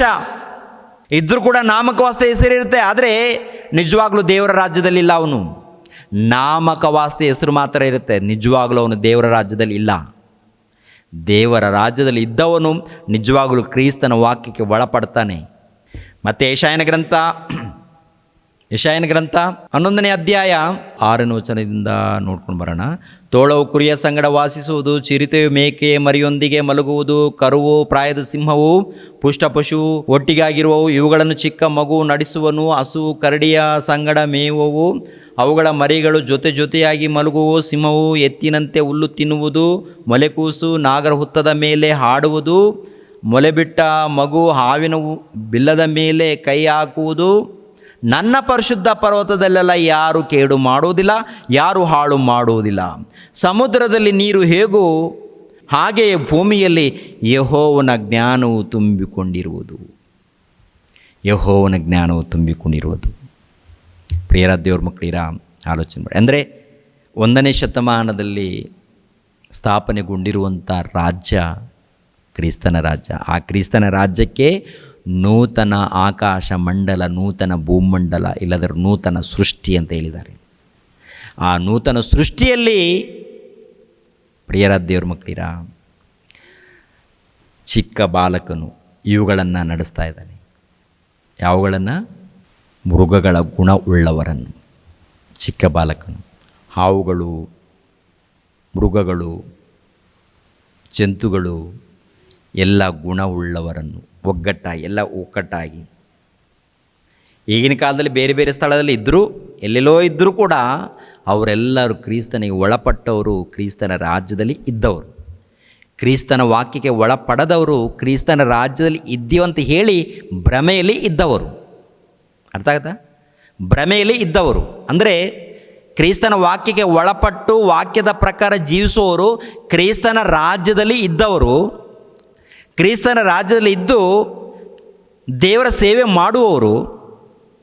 ಇನ್ನು ಕೆಲವರು ವಾಕ್ಯಕ್ಕೆ ಒಳಪಡದೆ ಒಳಗೆ ಕುತಂತ್ರ, ಅನ್ಯಾಯ, ಮೋಸ ಮಾಡ್ತಾ ಇರ್ತಾರೆ ನೋಡಿ.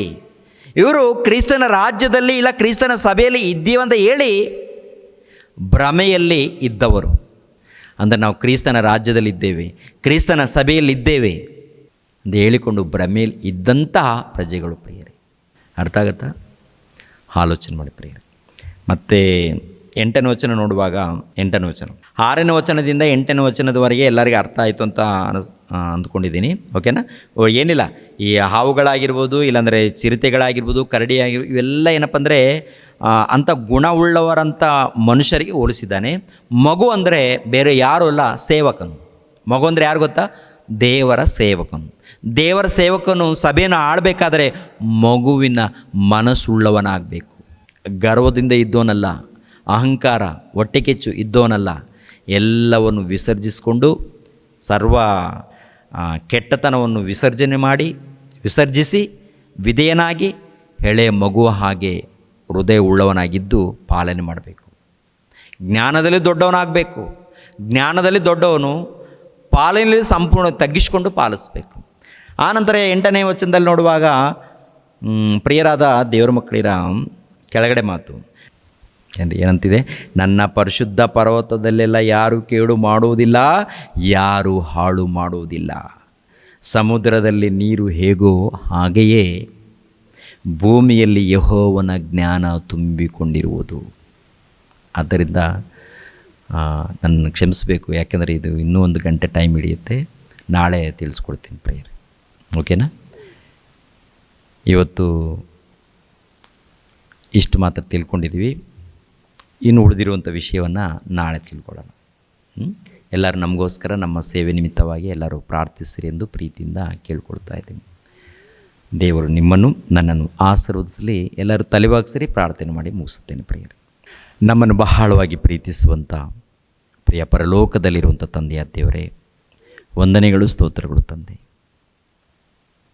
ಇಷ್ಟು ತನಕ ಯೆಶಾಯ ಗ್ರಂಥದಲ್ಲಿ ಬರೆಯಲ್ಪಟ್ಟಂಥ ವಾಕ್ಯಗಳನ್ನು ನೋಡಿದ್ದೇವೆ. ತೋಳಗಳು, ಸಿಂಹಗಳು, ಹುಲಿಗಳು, ಚಿರತೆಗಳು, ಕರಡಿಗಳು, ಹಾವುಗಳು, ಪಶುಗಳು, ಪುಷ್ಟ ಪಶುಗಳು, ಮೇಕೆಗಳು, ಕುರಿಗಳು ಇವೆಲ್ಲ ಕೂಡ ಒಂದೇ ಸ್ಥಳದಲ್ಲಿ, ಅಂದರೆ ನಿಮ್ಮ ರಾಜ್ಯದಲ್ಲಿ ವಾಸಿಸುವವು. ಅದರಲ್ಲಿ ಇರುವಂಥ ಇವುಗಳನ್ನು ಚಿಕ್ಕ ಮಗುವು ನಡೆಸುವುದು, ಅಂದರೆ ಆಳುವುದು ಒಂದು ವಚನ ಇದೆ ತಂದೆ. ತುಂಬ ಜನ ತುಂಬ ರೀತಿಯಲ್ಲಿ, ಅನೇಕ ರೀತಿಯಲ್ಲಿ ಆಲೋಚನೆ ಮಾಡಿದ್ದಾರೆ. ವಾಕ್ಯದ ಪ್ರಕಾರ ಆಲೋಚನೆ ಮಾಡುವಾಗ ತಂದೆ, ಮೃಗಗಳು ಬೇರೆ ಯಾರೂ ಅಲ್ಲ ತಂದೆಯ ದೇವರೇ, ಈ ಲೋಕದಲ್ಲಿ ಇದ್ದಂಥ ಮನುಷ್ಯರೇ.